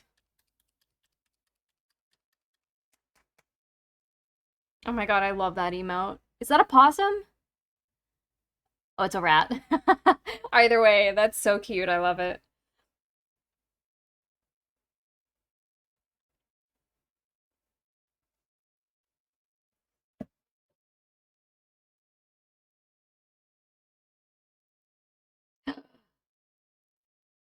That's a possum. Oh, so cute.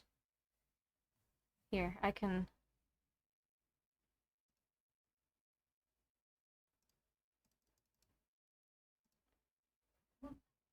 could bump it with him.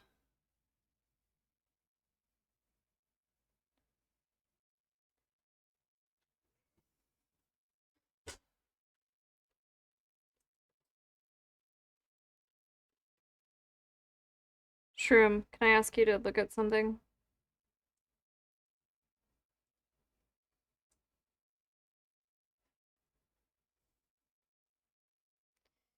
He has teeth. Um, can you look at his face and tell me if you can even see the pupils or if I just did all that work for nothing?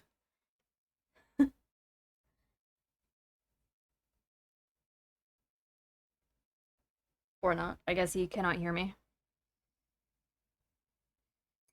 Probably has his headphones on.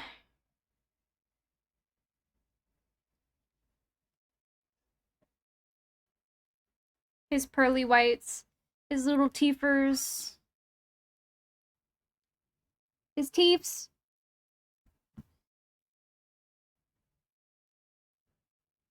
His teefies.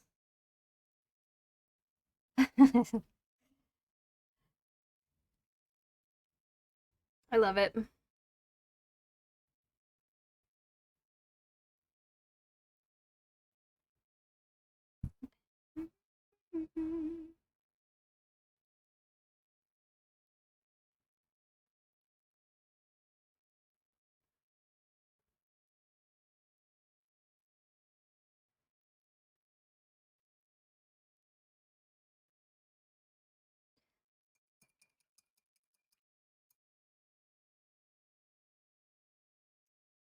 Okay.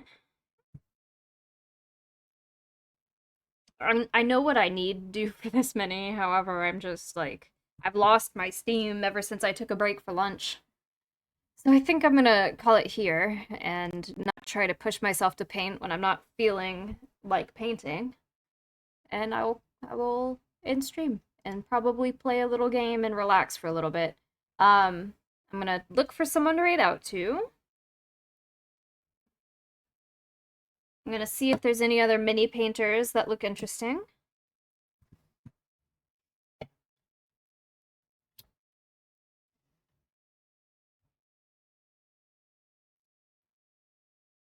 Good work. Thank you for stream. Thank you so much for joining me.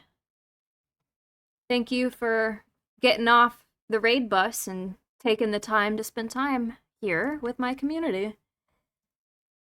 As I'm trying to focus and do more than one thing, so I keep cutting off my voice. All right, let's see. Stream manager. Raid. All right. Are there any other VTubers doing mini painting?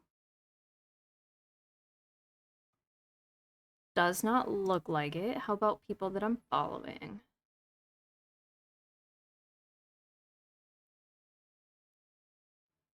Hmm.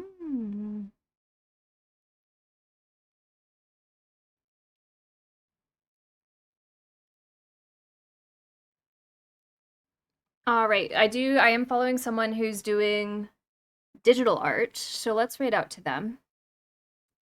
Um, they are primarily a fantasy D&D artist, and they do a lot of art for TTRPGs. So we're gonna raid out to them. Their name is Asker and Art. As we prepare to raid out, remember, please be kind, be loving, be generous, show lots of support to the person we're raiding out to, and I will see you all. Well, I'll be streaming a little bit later because it's Frick Frick Monday and we're going to be playing Dying Light, but I will see you all in the future. I love you all. Take care. Have a great afternoon, morning, evening, whatever it is for you. Talk to you later. Bye.